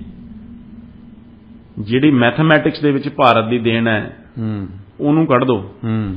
ਜਿਹੜੀ ਐਸਟ੍ਰੋਲੋਜੀ ਦੇ ਵਿੱਚ ਦੇਣ ਹੈ, ਇਹ ਕਿ ਜਿਹੜਾ ਚੰਦ ਤੇ ਧਰਤੀ ਦੇ ਵਿੱਚ ਦੀ ਜਿਹੜੀ ਦੂਰੀ ਹੈ ਉਸ ਦਾ ਅੰਦਾਜ਼ਾ ਭਾਰਤੀ ਐਸਟ੍ਰੋਲੋਜਰਸ ਨੇ ਹਜ਼ਾਰ ਸਾਲ ਪਹਿਲਾਂ ਲਗਾ ਲਿਆ ਸੀ। ਧਰਤੀ ਜਿਹੜੀ ਹੈ ਸੂਰਜ ਦੇ ਇਰਦ ਗਿਰਦ ਘੁੰਮਦੀ ਹੈ, ਉਹ ਵੈਸਟਰਨ ਵਿਗਿਆਨੀਆਂ ਤੋਂ ਲਗਭਗ 1000 ਸਾਲ ਪਹਿਲਾਂ ਭਾਰਤ ਦੇ ਵਿਗਿਆਨੀ ਇਹ ਗੱਲ ਕਹਿ ਚੁੱਕੇ ਸੀ। ਜਿਹੜਾ ਮੈਥਮੈਟਿਕਸ ਹੈ ਉਹ ਭਾਰਤ ਦੀ ਆਜ਼ਾਦ ਹੈ, ਉਹ ਅਰਬੀ ਟਰੇਡਰਾਂ ਦੇ ਥਰੂ ਉਹ ਅਰਬ ਦੇ ਵਿੱਚ ਗਿਆ। ਅਰਬੀਆਂ ਤੋਂ ਫਿਰ ਜਿਹੜੇ ਯੂਰੋਪੀਅਨ ਲੋਕ ਹੈ ਉਹਨਾਂ ਨੇ ਮੈਥਮੈਟਿਕਸ ਸਿੱਖਿਆ। ਸੋ ਸਾਇੰਸ, ਮੈਥਮੈਟਿਕਸ ਤੇ ਇੰਜੀਨੀਅਰਿੰਗ ਦੇ ਵਿੱਚ ਜੋ ਸਾਡੀ ਭਾਰਤੀ ਸੱਭਿਅਤਾ ਦੀਆਂ ਜੋ ਪ੍ਰਾਪਤੀਆਂ ਸੀ ਉਹ ਨਜ਼ਰਅੰਦਾਜ਼ ਕਰਕੇ ਜਿਹੜਾ ਵੈਸਟਰਨ ਐਜੂਕੇਸ਼ਨ ਹੈ, ਵੈਸਟਰਨ ਫਿਲਾਸਫੀ ਹੈ, ਉਸ ਨੂੰ ਸੁਪੀਰੀਅਰ ਦਿਖਾਓ, ਉਸ ਦਾ ਹੀ ਪ੍ਰਚਾਰ, ਉਸ ਦਾ ਹੀ ਗੁਣਗਾਨ ਕਰੋ। ਹੁਣ ਭਾਮ ਸਾਹਿਬ ਜਿਸ ਤਰ੍ਹਾਂ ਦੇ ਜਿਹੜਾ ਆਰਕੀਟੈਕਟ, ਜਿਹੜੀ ਇੰਜੀਨੀਅਰਿੰਗ ਪ੍ਰਾਚੀਨ ਭਾਰਤ ਦੇ ਵਿੱਚ ਹੈ ਉਹ ਦੁਨੀਆ ਦੇ ਵਿੱਚ ਕਿਤੇ ਦੇਖਣ ਨੂੰ ਨਹੀਂ ਮਿਲਦੀ। ਜਿਸ ਤਰ੍ਹਾਂ ਦੇ ਮੰਦਿਰ, ਇੱਕ ਤੁਸੀਂ ਅਲੋਰਾ ਦਾ ਮੰਦਿਰ ਦੇਖੋ, ਇੱਕ ਪੱਥਰ ਨੂੰ ਘੜ ਕੇ ਕਿਸ ਤਰ੍ਹਾਂ ਬਣਾਇਆ ਗਿਆ ਹੈ। ਕਈ ਮੰਦਿਰਾਂ ਦੇ ਏਡੇ ਸਟਰਕਚਰ ਖੜੇ ਨੇ, ਉਹ ਕੜੀਆਂ ਦੇ ਥਰੂ ਬਸ ਪੱਥਰਾਂ ਨੂੰ ਜੋੜ ਕੇ ਬਣਾਏ ਗਏ ਨੇ, ਕੋਈ ਸੀਮੈਂਟ ਦਾ ਨਹੀਂ ਉਸ ਦੇ ਵਿੱਚ ਇਸਤੇਮਾਲ ਕੀਤਾ ਗਿਆ। ਇਸ ਤਰ੍ਹਾਂ ਦੀ ਐਡਵਾਂਸ ਇੰਜੀਨੀਅਰਿੰਗ ਤੇ ਐਡਵਾਂਸ ਐਜੂਕੇਸ਼ਨ ਭਾਰਤ ਦੇ ਵਿੱਚ ਸੀ ਜੀ। ਪਰ ਉਸ ਸਮੇਂ ਦੇ ਨਾਲ ਵਿਦੇਸ਼ੀ ਧਾੜਵੀਆਂ ਦੇ ਆਉਣ ਨਾਲ, ਹਮਲੇ ਹੋਣ ਦੇ ਨਾਲ, ਅਰਾਜਕਤਾ ਫੈਲਣ ਦੇ ਨਾਲ ਉਹ ਚੀਜ਼ਾਂ ਸਭ ਇਗਨੋਰ ਹੋ ਗਈਆਂ। ਨਿਗਾਰ ਆ ਗਿਆ ਉਹ ਚੀਜ਼ ਦੇ ਵਿੱਚ। ਸਾਡੇ ਕੋਲ ਵੱਡੀਆਂ ਯੂਨੀਵਰਸਿਟੀ ਸੀ ਆਪਣੀਆਂ, ਸਾਡੇ ਕੋਲ ਤਕਸ਼ਿਲਾ ਸੀ, ਸਾਡੇ ਕੋਲ ਨਾਲੰਦਾ ਸੀ। ਨਾਲੰਦਾ ਦੇ ਉੱਤੇ ਜਦ ਬਖਤਿਆਰ ਖਿਲਜੀ ਨੇ ਹਮਲਾ ਕੀਤਾ ਤਾਂ ਨਾਲੰਦਾ ਦੀ ਜਿਹੜੀ ਯੂਨੀਵਰਸਿਟੀ ਸੀ, ਜਿੱਥੇ ਵਿਦੇਸ਼ਾਂ ਤੋਂ ਵਿਦਿਆਰਥੀ, ਚੀਨ ਤੋਂ, ਜਾਪਾਨ ਤੋਂ ਵਿਦਿਆਰਥੀ ਪੜ੍ਹਨ ਆਉਂਦੇ ਸੀ, ਉੱਥੇ ਬਕਾਇਦਾ ਐਂਟਰੈਂਸ ਟੈਸਟ ਲਿਆ ਜਾਂਦਾ ਸੀ ਨਾਲੰਦਾ ਯੂਨੀਵਰਸਿਟੀ ਦੇ ਵਿੱਚ। 13 ਦਿਨ ਲੱਗੇ ਉਸ ਦਰਿੰਦੇ ਨੂੰ ਸਾਡੀ ਇਤਿਹਾਸਕ ਧਰੋਹਰ ਮਿਟਾਉਣ ਦੇ ਵਿੱਚ। ਨਾਲੰਦਾ ਯੂਨੀਵਰਸਿਟੀ ਦੀ ਇੱਕ ਕਿਤਾਬ ਨੂੰ ਕੱਢ ਕੇ ਅੱਗ ਦੇ ਹਵਾਲੇ ਕੀਤਾ ਗਿਆ ਤਾਂ ਕਿ ਜਿਹੜੀ ਭਾਰਤ ਦੀ ਆਤਮਾ ਹੈ, ਭਾਰਤ ਦਾ ਗਿਆਨ ਹੈ, ਭਾਰਤ ਦਾ ਸਵਾਭਿਮਾਨ ਹੈ, ਉਸ ਨੂੰ ਖਤਮ ਕੀਤਾ ਜਾਵੇ। 13 ਦਿਨਾਂ ਦੇ ਵਿੱਚ ਨਾਲੰਦਾ ਯੂਨੀਵਰਸਿਟੀ ਦੀ ਜਿਹੜੀ ਲਾਇਬ੍ਰੇਰੀ ਹੈ ਉਹ ਸਾੜੀ ਗਈ ਸੀ। ਇਹ ਇਤਿਹਾਸਕ ਤੱਥ ਹੈ ਜੀ। ਉਸ ਨੂੰ ਸਾੜਨ ਵਾਲਾ ਬਖਤਿਆਰ ਖਿਲਜੀ ਸੀ, ਦਿੱਲੀ ਦੇ ਸੁਲਤਾਨ ਦਾ ਨੁਮਾਇੰਦਾ ਜੀ। ਸੋ ਚਲੋ ਆਪਾਂ ਅੰਗਰੇਜ਼ ਕਾਲ ਦੀ ਗੱਲ ਕਰੀਏ। 1854 ਦੇ ਵਿੱਚ ਜਿਹੜਾ ਸਰ ਚਾਰਲਸ ਵੁੱਡ ਹੈ ਉਹ ਬੋਰਡ ਆਫ ਕੰਟਰੋਲ ਦਾ ਜਿਹੜਾ ਪ੍ਰਧਾਨ ਸੀ, ਬਾਅਦ ਦੇ ਵਿੱਚ ਸੈਕਟਰੀ ਆਫ ਸਟੇਟ ਬਣਿਆ। ਉਸਨੇ ਇੱਕ ਡਿਸਪੈਚ ਔਨ ਐਜੂਕੇਸ਼ਨ ਜਿਹੜਾ ਹੈ ਉਹ ਗਵਰਨਮੈਂਟ ਆਫ ਇੰਡੀਆ ਨੂੰ ਭੇਜਿਆ, ਜਿਸ ਦੇ ਵਿੱਚ ਉਸਨੇ ਆਪਣੀਆਂ ਰੈਕਮੈਂਡੇਸ਼ਨਸ, ਆਪਣੀਆਂ ਸਿਫਾਰਿਸ਼ਾਂ ਭੇਜੀਆਂ, ਜਿਸ ਦੇ ਵਿੱਚ ਉਸਨੇ ਕਿਹਾ ਕਿ properly articulated scheme of education from primary school to university ਉਹ ਭਾਰਤ ਦੇ ਵਿੱਚ ਕ੍ਰੀਏਟ ਕੀਤੀ ਜਾਵੇ ਜੀ। ਹੁਣ ਤੁਸੀਂ ਮੈਨੂੰ ਦੱਸੋ ਵੀ ਅੱਜ ਸਾਡੇ ਕੋਲ ਜਿਹੜੀ ਸਰਕਾਰੀ ਤੰਤਰ ਹੈ ਐਜੂਕੇਸ਼ਨ ਦਾ ਉਹ ਇੰਨ ਬਿੰਨ ਹੈ ਕਿ ਨਹੀਂ? ਬਿਲਕੁਲ। ਪ੍ਰਾਇਮਰੀ ਤੋਂ ਲੈ ਕੇ ਯੂਨੀਵਰਸਿਟੀ ਉਹ ਇਸ ਵੁੱਡਸ ਡਿਸਪੈਚ ਦੀ ਦੇਣ ਹੈ ਜੀ। ਉਹ ਕਹਿੰਦਾ ਸਾਰੇ ਬ੍ਰਿਟਿਸ਼ ਇੰਡੀਆ ਦੇ ਵਾਸਤੇ ਬਣਾਓ। ਫਿਰ ਉਹ ਦੇਖੋ ਕੀ ਕਹਿੰਦਾ ਕਿ ਜਿਹੜੀ aim of education in India ਉਹ ਸੀਗਾ ਕਿ ਉਹ ਯੂਰੋਪੀਅਨ ਲੈਂਗੁਏਜ ਦੇ ਵਿੱਚ ਕਰੋ। ਉਹ ਕਹਿੰਦਾ ਕਿ ਜਿਹੜਾ ਪ੍ਰਾਇਮਰੀ ਹੈ ਉਹਦੇ ਵਿੱਚ ਫਿਰ ਉਹ ਕਹਿੰਦਾ ਹੈ ਕਿ the medium of both English and Indian languages, ਜਿਹੜੇ ਲੋਅਰ ਪੱਧਰ ਦੇ ਉੱਤੇ ਇੰਡੀਅਨ ਲੈਂਗੁਏਜਸ ਨੂੰ ਰੱਖੋ ਤੇ ਫਿਰ ਜਿਵੇਂ ਜਿਵੇਂ ਉੱਪਰ ਜਾਈ ਜਾਂਦੇ ਹੋ ਪ੍ਰਾਇਮਰੀ ਲੈਵਲ ਤੇ vernacular language, local language, Anglo vernacular, English ਤੇ ਲੋਕਲ ਭਾਸ਼ਾ ਦੋਨੇ ਸਕੂਲਾਂ ਦੇ ਵਿੱਚ, ਮਿਡਲ ਤੇ ਹਾਈ ਸਕੂਲ ਦੇ ਵਿੱਚ। ਜਿਹੜੀ ਉੱਚ ਭਾਸ਼ਾ, ਜਿਹੜੀ ਉਚੇਰੀ ਵਿੱਦਿਆ ਹੈ, ਯੂਨੀਵਰਸਿਟੀ ਐਜੂਕੇਸ਼ਨ ਆ, ਉਹ ਸਿਰਫ ਇੰਗਲਿਸ਼ ਦੇ ਵਿੱਚ ਹੋਊਗੀ। ਤੁਹਾਡੇ ਦਿਮਾਗ ਦੇ ਵਿੱਚ ਇਹ ਗੱਲ ਪਾਤੀ ਕਿ ਜੇ ਕੋਈ ਉਚੇਰੀ ਵਿੱਦਿਆ ਲੈਣੀ ਹੈ ਜਾਂ ਉਚੇਰਾ ਕੋਈ ਇੰਟੈਲੈਕਚੁਅਲ ਕੋਈ ਗੱਲਬਾਤ ਹੋਣੀ ਹੈ, ਉਹ ਜਿਹੜੀ ਇੰਟੈਲੈਕਚੁਅਲ ਐਕਟੀਵਿਟੀ ਹੈ ਉਹ ਯੂਨੀਵਰਸਿਟੀ ਦੇ ਵਿੱਚ ਹੋਣੀ ਹੈ, ਉਹ ਇੰਗਲਿਸ਼ ਦੇ ਵਿੱਚ ਹੀ ਹੋਣੀ ਹੈ, ਉਹ ਵਰਨੈਕੂਲਰ ਦੇ ਵਿੱਚ ਨਹੀਂ ਹੋ ਸਕਦੀ। ਜਿਸ ਦਾ ਜਵਾਬ ਬਾਅਦ ਦੇ ਵਿੱਚ ਸਾਡੇ ਦੇਸ਼ ਭਗਤਾਂ ਨੇ ਦਿੱਤਾ, ਜਿਹੜੇ ਸਕੂਲ ਸੈਟਅਪ ਕੀਤੇ ਚਾਹੇ ਉਹ ਲਾਲਾ ਲਾਜਪਤ ਰਾਏ ਸੀ, ਉਹਨਾਂ ਨੇ ਨੈਸ਼ਨਲ ਕਾਲਜ ਬਣਾਇਆ ਆਪਣਾ ਲਾਹੌਰ ਦੇ ਵਿੱਚ, ਜਿਹਦੇ ਵਿੱਚ ਭਗਤ ਸਿੰਘ ਹੁਣੀ ਪੜ੍ਹੇ। ਬਾਅਦ ਦੇ ਵਿੱਚ ਬਨਾਰਸ ਹਿੰਦੂ ਯੂਨੀਵਰਸਿਟੀ ਬਣਾਈ ਗਈ, ਇਹ ਦਿਖਾਉਣ ਦੇ ਵਾਸਤੇ ਕਿ ਇਹ ਗੱਲ ਨਹੀਂ ਹੈ ਜਿਹੜੀ ਇਹ ਕਹਿ ਰਹੇ ਆ। ਬਿਲਕੁਲ। ਸੋ ਉਹਨਾਂ ਨੇ ਕਿਹਾ ਕਿ ਕਲਕੱਤਾ, ਬੰਬੇ ਤੇ ਮਦਰਾਸ ਦੇ ਵਿੱਚ ਲੰਡਨ ਯੂਨੀਵਰਸਿਟੀ ਦੇ ਤਰਜ਼ ਦੇ ਉੱਤੇ ਜਿਹੜੀਆਂ ਯੂਨੀਵਰਸਿਟੀਆਂ ਬਣਾਈਆਂ ਜਾਣ। ਹੁਣ ਪੰਮ ਸਾਹਿਬ ਜਿਹੜਾ ਉਹਨਾਂ ਦਾ ਫੇਰ ਜਿਹੜੀ ਐਜੂਕੇਸ਼ਨ ਪਾਲਿਸੀ ਹੈ ਉਹ ਵੀ ਸਾਮਰਾਜਵਾਦੀ ਜਿਹੜੀ ਕਲੋਨੀਅਲ ਹਕੂਮਤ ਹੈ ਉਹਦੇ ਜਿਹੜੇ ਹਿੱਤ ਹੈ ਉਹ ਪੂਰਨ ਦਾ ਇੱਕ ਮਾਧਿਅਮ ਹੀ ਸੀ। ਇਹਦੇ ਵਿੱਚ ਹੁਣ ਇੱਕ ਬਹੁਤ ਵੱਡਾ ਨਾਮ ਆਉਂਦਾ ਹੈ, ਕੰਟਰੋਵਰਸ਼ੀਅਲ ਨਾਮ, ਜਿਹੜਾ ਐਜੂਕੇਸ਼ਨ ਦੀ ਜੇ ਅਸੀਂ ਗੱਲ ਕਰੀਏ ਉਹ ਆਉਂਦਾ ਲਾਰਡ ਮੈਕੌਲੇ ਦਾ ਜੀ, ਜਿਸ ਦਾ ਅਕਸਰ ਜ਼ਿਕਰ ਸਾਨੂੰ ਸੁਣਨ ਨੂੰ ਮਿਲਦਾ ਹੈ, ਜਿਹੜਾ ਕਿ ਐਜੂਕੇਸ਼ਨ ਪਾਲਿਸੀ ਜਿਸ ਨੇ ਬਾਅਦ ਦੇ ਵਿੱਚ ਸ਼ੇਪ ਕੀਤੀ, ਭਾਰਤ ਦੇ ਵਿੱਚ ਲਾਅ ਵੀ ਸ਼ੇਪ ਕੀਤਾ। ਜਿਹੜਾ ਅੱਜ ਅਸੀਂ ਇੰਡੀਅਨ ਪੀਨਲ ਕੋਡ ਜਿਹੜਾ ਅੱਜ ਹਿੰਦੁਸਤਾਨ ਦੇ ਵਿੱਚ ਲਾਗੂ ਹੈ 1860, ਉਸ ਨੂੰ ਬਣਾਉਣ ਵਾਲਾ ਲਾਰਡ ਮੈਕੌਲੇ ਸੀ। ਮੈਂ ਇੰਡੀਅਨ ਪੀਨਲ ਕੋਡ ਪੜ੍ਹਿਆ, ਮੈਂ ਉਸ ਇੱਕ ਪੱਖੋਂ ਜੀ, ਮੈਂ ਲਾਰਡ ਮੈਕੌਲੇ ਦਾ ਉਸ ਇੱਕ ਪੱਖੋਂ ਜੀ ਇੰਡੀਅਨ ਪੀਨਲ ਕੋਡ ਡਰਾਫਟ ਜਿਸ ਤਰੀਕੇ ਦੇ ਨਾਲ ਉਹਨੇ ਕੀਤਾ ਲਾਅ, ਪ੍ਰੀਸਾਈਜ਼ ਤਰੀਕੇ ਦੇ ਨਾਲ, ਜਿਸ ਤਰ੍ਹਾਂ ਜਿਹੜੇ ਲੀਗਲ ਪ੍ਰਿੰਸੀਪਲ ਹੈ ਕਾਮਨ ਲਾਅ ਦੇ ਉਸਨੇ ਉਹਦੇ ਵਿੱਚ ਉਤਾਰੇ ਆ ਸਾਰੇ, ਮੈਂ ਉਹਦਾ ਪ੍ਰਸ਼ੰਸਕ ਹਾਂ ਜੀ। ਮੈਂ ਗੱਲ ਕਹਿੰਦਾ ਮੈਨੂੰ ਇਹਦੇ ਵਿੱਚ ਕੋਈ ਹਿਚਕਿਚਾਹਟ ਨਹੀਂ ਉਸ ਇੱਕ ਪੱਖ ਦੇ। ਬਿਲਕੁਲ ਬਿਲਕੁਲ। ਕਿਉਂਕਿ ਉਹ ਦੇਖੋ ਵੀ 1860 ਦੇ ਵਿੱਚ ਜਿਹੜਾ ਕਾਨੂੰਨ ਬਣਾਇਆ ਹੈ ਉਹ ਅੱਜ ਵੀ ਤੁਹਾਡੇ ਸਮਾਜ ਨੂੰ ਰੈਗੂਲੇਟ ਕਰ ਰਿਹਾ ਹੈ। 2023 ਦੇ ਵਿੱਚ ਅਸੀਂ ਆ ਗਏ। ਉਹ ਕਿਸ ਤਰ੍ਹਾਂ ਦਾ ਦੇਖੋ ਲਾਅ ਹੋਊਗਾ, ਅਗਾਂਹ ਵਧੂ ਜਾਂ ਕਿਸ ਤਰ੍ਹਾਂ ਦੀ ਉਹਦੀ ਫਾਰਮੇਸ਼ਨ ਹੈ ਕਿ ਉਹ ਸਮੇਂ ਦੇ ਨਾਲ ਉਹ ਚੱਲਦਾ ਜਾ ਰਿਹਾ ਹੈ। ਅਮੈਂਡਮੈਂਟ ਉਹਦੇ ਵਿੱਚ ਜ਼ਰੂਰ ਹੋ ਰਹੀਆਂ ਪਰ ਉਹਦਾ ਢਾਂਚਾ, ਬੇਸਿਕ ਢਾਂਚਾ ਸੇਮ ਹੈ। ਜਿਹੜੀ 302 ਹੈ ਜਿਹੜੀ ਮਰਡਰ ਦੀ ਡੈਫੀਨੇਸ਼ਨ ਹੈ ਉਹ 1860 ਦੇ ਵਿੱਚ ਜਿਹੜੀ ਸੀ ਉਹ ਅੱਜ ਵੀ ਉਹੀ ਹੈ। ਇਸ ਲਈ ਜਿਹੜੇ ਕਈ ਲੋਕ ਉਹਨੂੰ ਇਹ ਗੱਲ ਤੇ ਕਾਊਂਟਰ ਵੀ ਕਰਦੇ ਆ, ਇਹ ਗੱਲ ਤੇ ਉਹਦਾ ਕ੍ਰਿਟਿਸਿਜ਼ਮ ਕਰਦੇ ਆ ਕਿ ਇੰਡੀਅਨ ਪੀਨਲ ਕੋਡ ਨਹੀਂ ਹੈਗਾ, it is imperial penal code. ਅੰਗਰੇਜ਼ੀ ਹਕੂਮਤ ਇਸੇ ਇੰਪੀਰੀਅਲ ਇੰਡੀਅਨ ਪੀਨਲ ਕੋਡ ਦੇ ਤਹਿਤ ਬਾਲ ਗੰਗਾਧਰ ਤਿਲਕ, ਮਹਾਤਮਾ ਗਾਂਧੀ ਤੇ ਭਗਤ ਸਿੰਘ ਵਰਗਿਆਂ ਨੂੰ ਸਜ਼ਾਵਾਂ ਦਿੱਤੀਆਂ ਗਈਆਂ ਨੇ ਇਸੇ ਪੀਨਲ ਕੋਡ ਦੇ ਤਹਿਤ। ਪਰ ਉਸੇ ਪੀਨਲ ਕੋਡ ਨੂੰ ਅੱਜ ਜਦ ਆਜ਼ਾਦ ਭਾਰਤ ਦੀ ਜਿਹੜੀ ਹਕੂਮਤ ਹੈ ਉਹ ਵਰਤ ਰਹੀ ਹੈ ਤਾਂ ਉਹ ਉਸ ਤਰੀਕੇ ਸ਼ਾਇਦ ਨਹੀਂ ਵਰਤ ਰਹੀ ਜਿਸ ਤਰੀਕੇ ਬ੍ਰਿਟਿਸ਼ ਹਕੂਮਤ ਵਰਤ ਰਹੀ ਸੀ। ਪਰ ਅੱਜ ਵੀ ਦੇਖੋ ਆਪਣੇ ਸਿਆਸੀ ਵਿਰੋਧੀਆਂ ਨੂੰ ਜੇਲ੍ਹਾਂ ਦੇ ਵਿੱਚ ਡੱਕਣ ਲਈ ਵੱਖ-ਵੱਖ ਕਾਨੂੰਨ ਹੈ ਜਿਹੜੇ ਉਹ ਬਣਾ ਲਏ ਜਾਂਦੇ ਨੇ। EDCBI ਤਾਂ ਅੱਜ ਵੀ ਹੈਗੀ ਹੈ ਜੀ, ਟਾਡਾ ਪੋਟਾ ਯੂਆਪਾ ਵੀ ਹੈਗਾ। ਸੋ ਇਸ ਤਰ੍ਹਾਂ ਭੰਮ ਸਾਹਿਬ ਜਿਹੜੀ ਇਹ ਜਿਹੜੀ ਐਜੂਕੇਸ਼ਨ ਪਾਲਿਸੀ ਹੈ ਇਹ ਵੀ ਉਹਦੇ ਵਿੱਚ ਜਿਹੜੀ ਉਹ ਲਿੰਕਡ ਸੀ।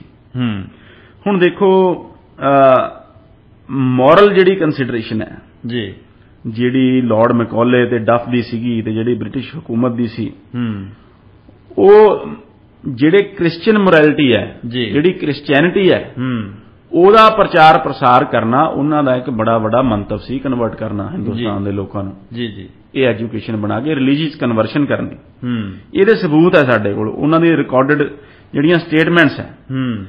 ਹੁਣ ਲਾਰਡ ਮੈਕੌਲੇ ਹੈ ਜਿਹੜਾ ਉਹ ਡਫ ਦਾ ਜਿਹੜਾ ਆਈਡੀਆ ਹੈ ਉਹਦੇ ਨਾਲ ਐਗਰੀ ਸੀ ਤੇ ਉਹਨੇ ਆਪਣੇ ਪਿਤਾ ਨੂੰ ਇੱਕ ਖਤ ਲਿਖਿਆ, ਉਹਦੇ ਵਿੱਚ ਉਹਨੇ ਇਹ ਗੱਲ ਲਿਖੀ ਕਿ ਨੋ Hindu who has received English education ever remains attached to his religion। ਉਹ ਕਹਿੰਦਾ ਮੈਂ ਅਜਿਹੀ ਜਿਹੜੀ ਇੰਗਲਿਸ਼ ਐਜੂਕੇਸ਼ਨ ਹੈ ਹਿੰਦੂਆਂ ਨੂੰ ਦਊਂਗਾ ਕਿ ਉਹ ਆਪਣੇ ਧਰਮ ਦੇ ਨਾਲੋਂ ਟੁੱਟ ਜਾਣਗੇ।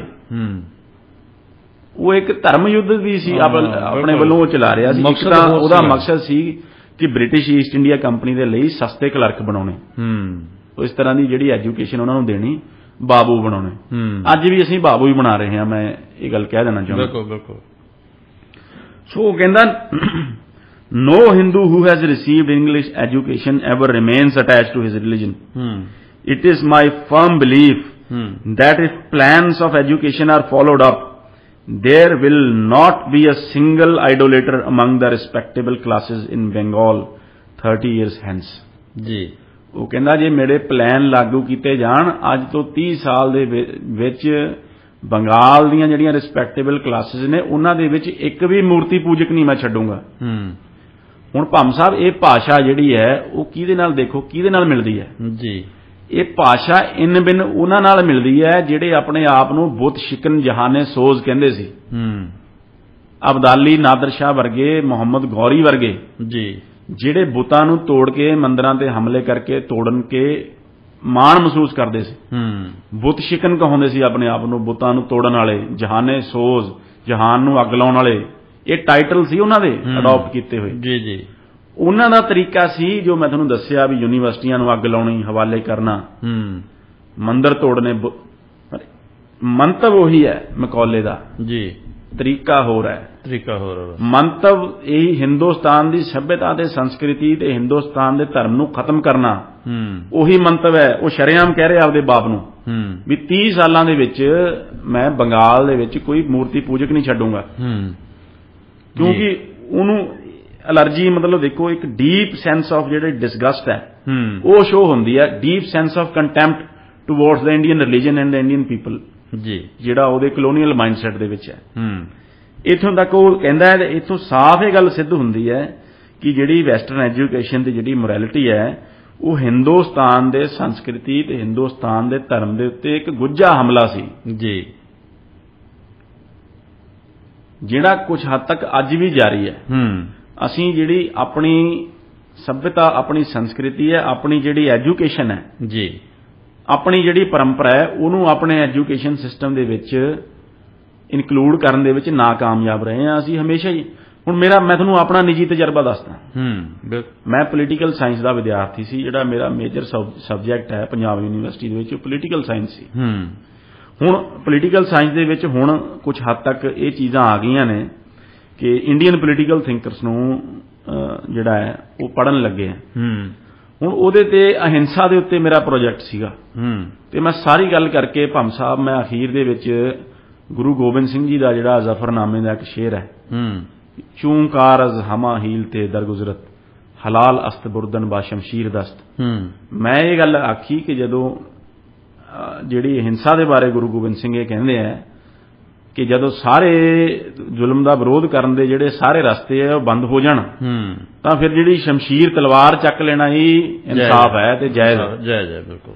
ਤੇ ਮੇਰੀ ਜਿਹੜੀ ਟੀਚਰ ਹੈ, ਜਿਹੜੀ ਕਿ ਚਲੋ ਇੱਕ ਸਿੱਖ ਪਰਿਵਾਰ ਦੇ ਵਿੱਚੋਂ ਆਉਂਦੀ ਸੀ, ਉਹਨੇ ਇਸ ਗੱਲ ਤੇ ਇਤਰਾਜ਼ ਕੀਤਾ ਕਿ ਤੂੰ ਗੁਰੂ ਗੋਬਿੰਦ ਸਿੰਘ ਨੂੰ ਕਿਉਂ ਕੋਟ ਕਰ ਰਿਹਾ ਆਪਣੇ ਪ੍ਰੋਜੈਕਟ ਦੇ ਵਿੱਚ, ਤੈਨੂੰ ਇਸ ਚੀਜ਼ ਦੇ ਨੰਬਰ ਨਹੀਂ ਮਿਲਣਗੇ।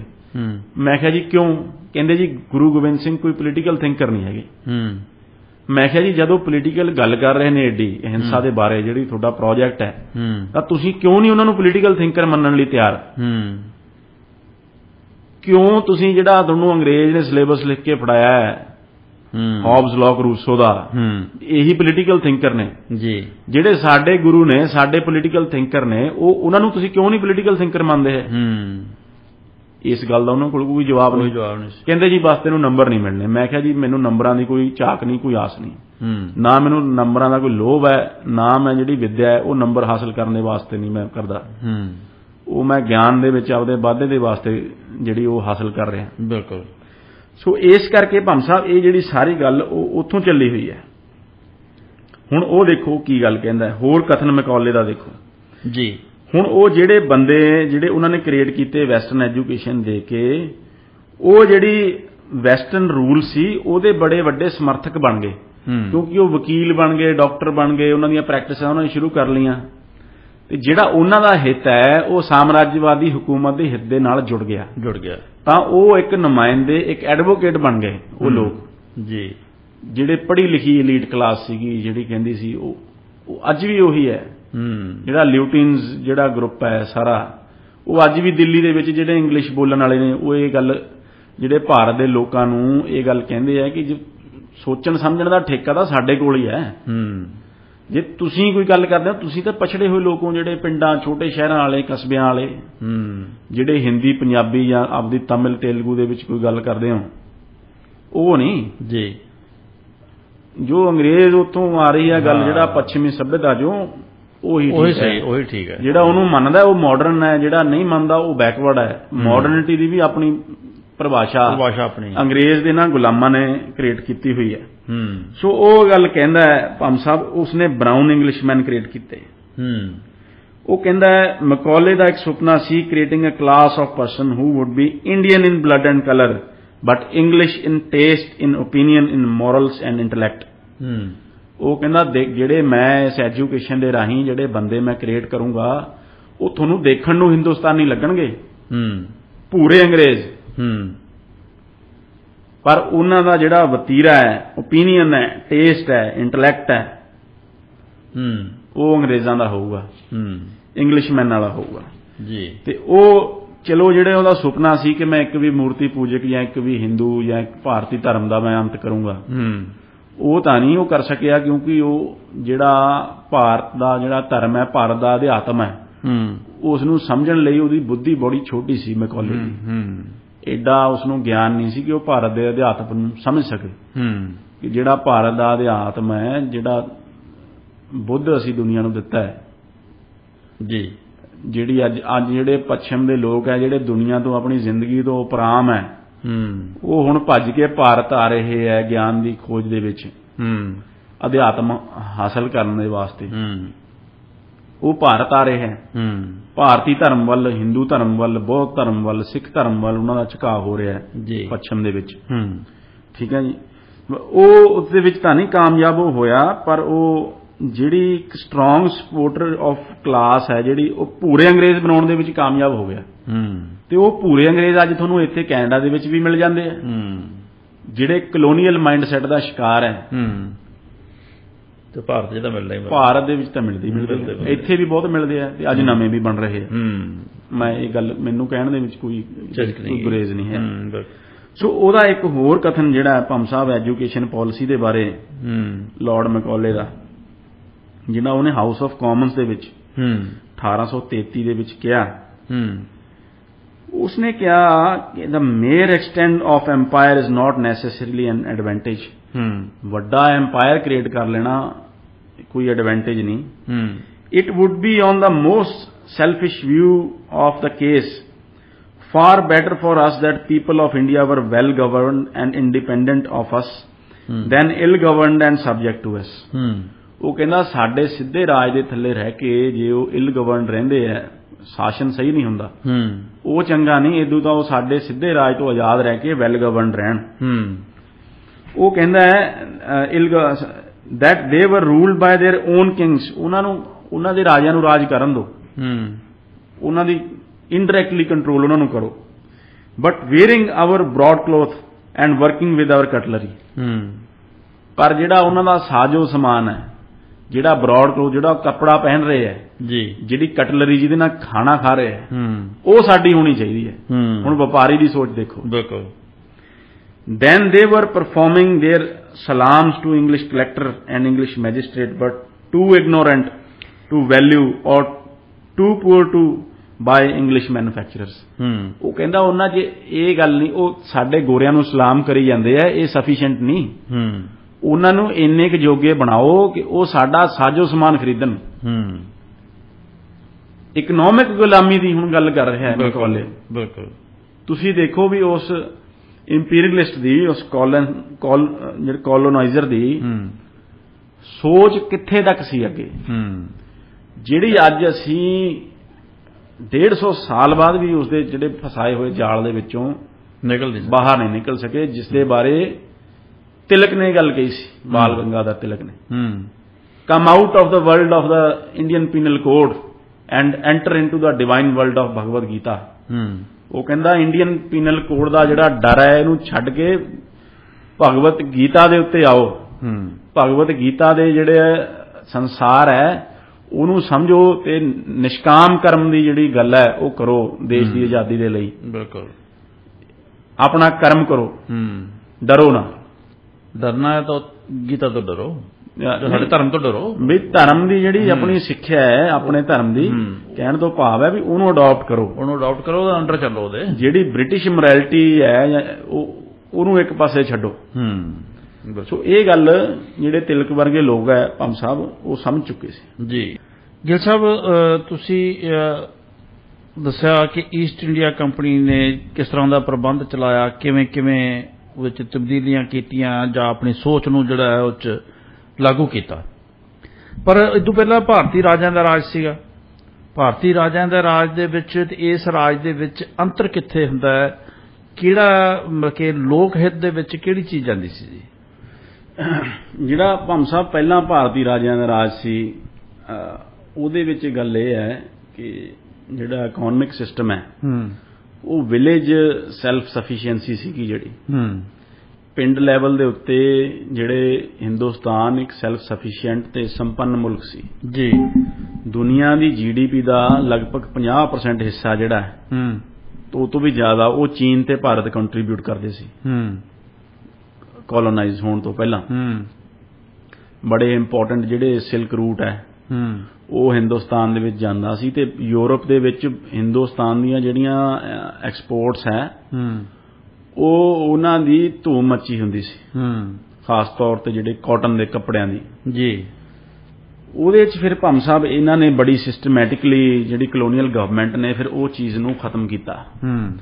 ਜਿਹੜਾ ਇੱਕ ਤਾਂ ਰਾਜਿਆਂ ਦਾ ਰਾਜ ਖਤਮ ਹੋਣ ਦੇ ਕਰਕੇ ਉਹਦੇ ਜਿਹੜੇ ਰਾਜੇ ਹੈ ਉਹਨਾਂ ਦੇ ਨਾਲ ਜਿਹੜੀ ਛੋਟੀ ਸਮਾਲ ਸਕੇਲ ਇੰਡਸਟਰੀ ਸੀਗੀ ਉਹ ਖਤਮ ਹੋ ਗਈ, ਕਿਉਂਕਿ ਜਿਹੜੇ ਆਰਟਿਸਨ ਹੈ, ਜਿਹੜੇ ਹੋਰ ਸ਼ਿਲਪੀ ਹੈ, ਕਲਾਕਾਰ ਹੈ, ਕਿਸੇ ਨੇ ਉਹਨਾਂ ਦਾ ਕੰਮ ਸਾਰਾ ਉਹ ਰਾਜਿਆਂ ਜ਼ਮੀਂਦਾਰਾਂ ਦੇ ਨਾਲ ਜੁੜਿਆ ਹੋਇਆ ਸੀ, ਉਹਨਾਂ ਦਾ ਕੰਮ ਖਤਮ ਹੋ ਗਿਆ ਤੇ ਉਹ ਬੇਰੁਜ਼ਗਾਰ ਹੋ ਗਏ।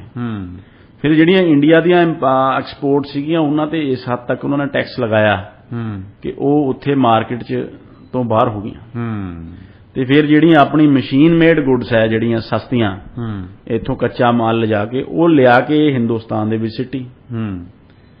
ਤੇ ਇੱਕ ਤਾਂ ਕੱਚਾ ਮਾਲ ਇੱਥੋਂ ਲੁੱਟਣ ਦਾ ਜ਼ਰੀਆ ਬਣਾਇਆ, ਫਿਰ ਜਿਹੜੀ ਮੈਨੂਫੈਕਚਰਡ ਗੁੱਡਸ ਹੈ ਉਹਨਾਂ ਨੂੰ ਵੇਚਣ ਵਾਸਤੇ ਆਪਣੀ ਮੰਡੀ ਤਿਆਰ ਕੀਤੀ, ਤੇ ਜਿਹੜੀ ਲੋਕਲ ਸੈਲਫ ਸਫੀਸ਼ੀਐਂਸੀ ਹੈ ਉਹ ਖਤਮ ਕਰ ਦਿੱਤੀ ਜੀ। ਜਿਹੜੀ ਪਿੰਡ ਲੈਵਲ ਤੇ ਜਿਹੜੀ ਸੈਲਫ ਸਫੀ, ਇਹ ਇੱਕ ਵੱਡੀ ਚੇਂਜ ਉਹਦੇ ਵਿੱਚ ਆਈ। ਫਿਰ ਜੇ ਰਾਜੇ ਮਹਾਰਾਜੇ ਜਿਹੜੇ ਉਸ ਸਮੇਂ ਬਚੇ, ਜੇ ਤੁਸੀਂ ਉਹਨਾਂ ਦੇ ਰਾਜ ਨਾਲ ਤੇ ਬ੍ਰਿਟਿਸ਼ ਇੰਡੀਆ ਦਾ ਤੇ ਜਿਹੜਾ ਹੈ ਪ੍ਰਿੰਸਲੀ ਸਟੇਟਸ ਦਾ ਮੁਕਾਬਲਾ ਕਰੋ, ਜਿਹੜੇ ਰਾਜੇ ਜਿਹੜੇ ਇੰਡੀਪੈਂਡੈਂਟ ਰੂਲਰ ਤੱਕ ਖਤਮ ਹੋ ਗਏ ਸੀ 1858 ਤੱਕ, ਸਭ ਨਿਬੜ ਗਿਆ ਸੀ ਕੰਮ ਉਦੋਂ ਤੱਕ ਜੀ। ਜਿਹੜੇ ਉਹਨਾਂ ਦੇ ਅਧੀਨ ਸੀ ਜਿਹੜੇ ਸਬਸਿਡਰੀ ਉਹ ਰਹਿ ਗਏ ਸੀ। ਹੁਣ ਹੋਇਆ ਕਿ ਬ੍ਰਿਟਿਸ਼ ਕਰਾਊਨ ਦੀ ਪ੍ਰੋਟੈਕਸ਼ਨ ਦੇ ਨਾਲ ਜਿਹੜਾ ਉਹਨਾਂ ਦਾ ਲੜਨ ਦਾ ਜਾਂ ਕੁਝ ਕਰਨ ਦਾ ਜਿਹੜਾ ਹੈ ਲੋੜਾਂ ਖਤਮ ਹੋ ਗਈਆਂ ਸਾਰੀਆਂ, ਉਹ ਸੇਫ ਹੋ ਗਏ ਚਾਰੇ ਪਾਸਿਓਂ ਜੀ। ਹੁਣ ਨਾ ਤਾਂ ਉਹਨਾਂ ਦੇ ਕਿਸੇ ਗਵਾਂਢੀ ਰਾਜੇ ਨੇ ਹਮਲਾ ਕਰਨਾ ਸੀ, ਨਾ ਉਹਨਾਂ ਨੂੰ ਫੌਜ ਚਾਹੀਦੀ ਸੀ, ਨਾ ਕੁਝ ਚਾਹੀਦਾ ਸੀ। ਰੈਜ਼ੀਡੈਂਟ ਜਿਹੜਾ ਸੀਗਾ ਉਹਨਾਂ ਦੇ ਦਰਬਾਰ 'ਚ ਬਿਠਾਇਆ ਹੋਇਆ ਸੀ ਉਹਨਾਂ ਨੇ। ਉਹ ਬ੍ਰਿਟਿਸ਼ ਈਸਟ ਇੰਡੀਆ ਕੰਪਨੀ ਜਿਹੜੀ ਹੈ ਉਸ ਨੂੰ ਕੰਟਰੋਲ ਕਰ ਰਹੀ ਸੀ ਸਭ ਕਾਸੇ ਨੂੰ। ਜਿਹੜੇ ਰਾਜੇ ਹੈ ਉਹ ਫਿਰ ਭੋਗੀ ਵਿਲਾਸੀ ਹੋ ਗਏ ਜੀ। ਉਹਨਾਂ ਨੇ ਆਪੇ ਮਹਿਲ ਬਣਾ ਲਏ ਕਿਲਿਆਂ 'ਚੋਂ ਬਾਹਰ ਨਿਕਲ ਕੇ। ਜਿਵੇਂ ਤੁਸੀਂ ਜੋਧਪੁਰ ਦੇਖੋ, ਜਿਹੜਾ ਮਹਿਲ ਹੈ ਉਹ ਵੀ 1920-21 'ਚ ਬਣਿਆ, ਜਿੱਥੇ ਉਹਨੇ ਪ੍ਰਿਯੰਕਾ ਚੋਪੜਾ ਨੇ ਵਿਆਹ ਕਰਾਇਆ। ਪਹਿਲਾਂ ਰਾਜੇ ਕਿਲਿਆਂ ਦੇ ਵਿੱਚ ਰਹਿੰਦੇ ਸੀ, ਮਹਿਰਾਨਗੜ੍ਹ ਫੋਰਟ ਦੇ ਵਿੱਚ ਉੱਥੇ ਜੀ। ਮਹਾਰਾਜਾ ਪਟਿਆਲੇ ਨੇ ਆਪਣੇ ਲੀਲਾ ਭਵਨ ਬਣਾ ਲਏ ਤੇ ਫਿਰ ਉੱਥੇ ਲੀਲਾ ਰਚਾਉਣ ਲੱਗ ਗਏ ਜੀ। ਤੇ ਭੰਮ ਸਾਹਿਬ ਇਹ ਭੋਗੀ ਵਿਲਾਸੀ ਰਾਜੇ ਜਿਹੜੇ ਹੋ ਗਏ 80-90%, ਚਲੋ ਆਪਾਂ ਸਾਰਿਆਂ ਨੂੰ ਨਹੀਂ ਕਹਿੰਦੇ, ਚੰਗੇ ਵੀ ਵਿੱਚ ਰਹੇ ਹੋਣਗੇ, ਇਹ ਗੱਲ ਨਹੀਂ ਆਪਾਂ ਕਹਿ ਸਕਦੇ ਵੀ ਸਾਰਿਆਂ ਨੂੰ ਆਪਾਂ ਇੱਕੋ ਰੱਸੇ ਨਹੀਂ ਬੰਨ੍ਹ ਸਕਦੇ। ਇਹ ਭੋਗੀ ਵਿਲਾਸੀ ਰਾਜਿਆਂ ਦਾ ਜਿਹੜਾ ਸ਼ਾਸਨ ਸੀ ਉਹ ਬ੍ਰਿਟਿਸ਼ ਈਸਟ ਇੰਡੀਆ ਕੰਪਨੀ ਤੋਂ ਵੀ ਮਾੜਾ ਸੀ। ਹੁਣ ਅਸੀਂ ਇਹ ਗੱਲ ਤਾਂ ਦੇਖੀ ਨਾ ਵੀ ਉਹ ਐਜੂਕੇਸ਼ਨ ਤੇ ਕੰਮ ਕਰ ਰਹੇ ਸੀ, ਚਲੋ ਫਿਲਾਸਫੀ ਉਹਨਾਂ ਦੀ ਜੋ ਵੀ ਸੀ, ਉਹ ਰੇਲਾਂ ਬਣਾ ਰਹੇ ਸੀ ਚਾਹੇ ਲੁੱਟਣ ਵਾਸਤੇ, ਤੁਸੀਂ ਕ੍ਰਿਟੀਸਾਈਜ਼ ਕਰੋ। ਉਹਨਾਂ ਨੇ ਕਨਾਲ ਬਣਾਇਆ, ਦੁਨੀਆ ਦਾ ਬੈਸਟ ਕਨਾਲ ਸਿਸਟਮ ਪੰਜਾਬ ਦੇ ਵਿੱਚ ਅੰਗਰੇਜ਼ ਨੇ ਬਣਾਇਆ। ਰੇਲਵੇ ਏਡੀ ਵੱਡੀ ਜਿਹੜਾ ਰੇਲ ਦਾ ਸਟਰਕਚਰ ਹੈ ਉਹ ਸਾਰੇ ਹਿੰਦੁਸਤਾਨ ਨੂੰ ਇੱਕ ਰੇਲ ਦੇ ਵਿੱਚ ਜੋੜਿਆ। ਮੀਨਸ ਆਫ ਕਮਿਊਨੀਕੇਸ਼ਨ ਦਿੱਤੇ, ਕਾਰ ਬਿਲਕੁਲ ਉਹ ਦਿੱਤੀ, ਚਾਹੇ ਉਹ ਆਪਣੇ ਫਾਇਦੇ ਲਈ ਦਿੱਤੀ, ਪਰ ਉਹਦਾ ਫਾਇਦਾ ਹਿੰਦੁਸਤਾਨੀਆਂ ਨੂੰ ਵੀ ਪਹੁੰਚਿਆ। ਐਜੂਕੇਸ਼ਨ ਦਿੱਤੀ, ਉਹਦਾ ਫਾਇਦਾ ਵੀ ਹਿੰਦੁਸਤਾਨੀਆਂ ਨੂੰ ਪਹੁੰਚਿਆ। ਜਿਹੜੀ ਐਜੂਕੇਸ਼ਨ ਦੇ ਨਾਲ ਬਾਅਦ ਦੇ ਵਿੱਚ ਉਹ ਫਿਰ ਦੇਸ਼ ਨੂੰ ਆਜ਼ਾਦ ਕਰਾਉਣ ਦੀ ਲੜਾਈ ਦੇ ਵਿੱਚ ਜਿਹੜੇ ਲੀਡਰ ਸੀਗੇ ਉਹ ਵੀ ਬ੍ਰਿਟਿਸ਼ ਐਜੂਕੇਟਡ ਸੀਗੇ ਸਾਰੇ। ਇਹ ਕੰਮ ਕੀਤੇ।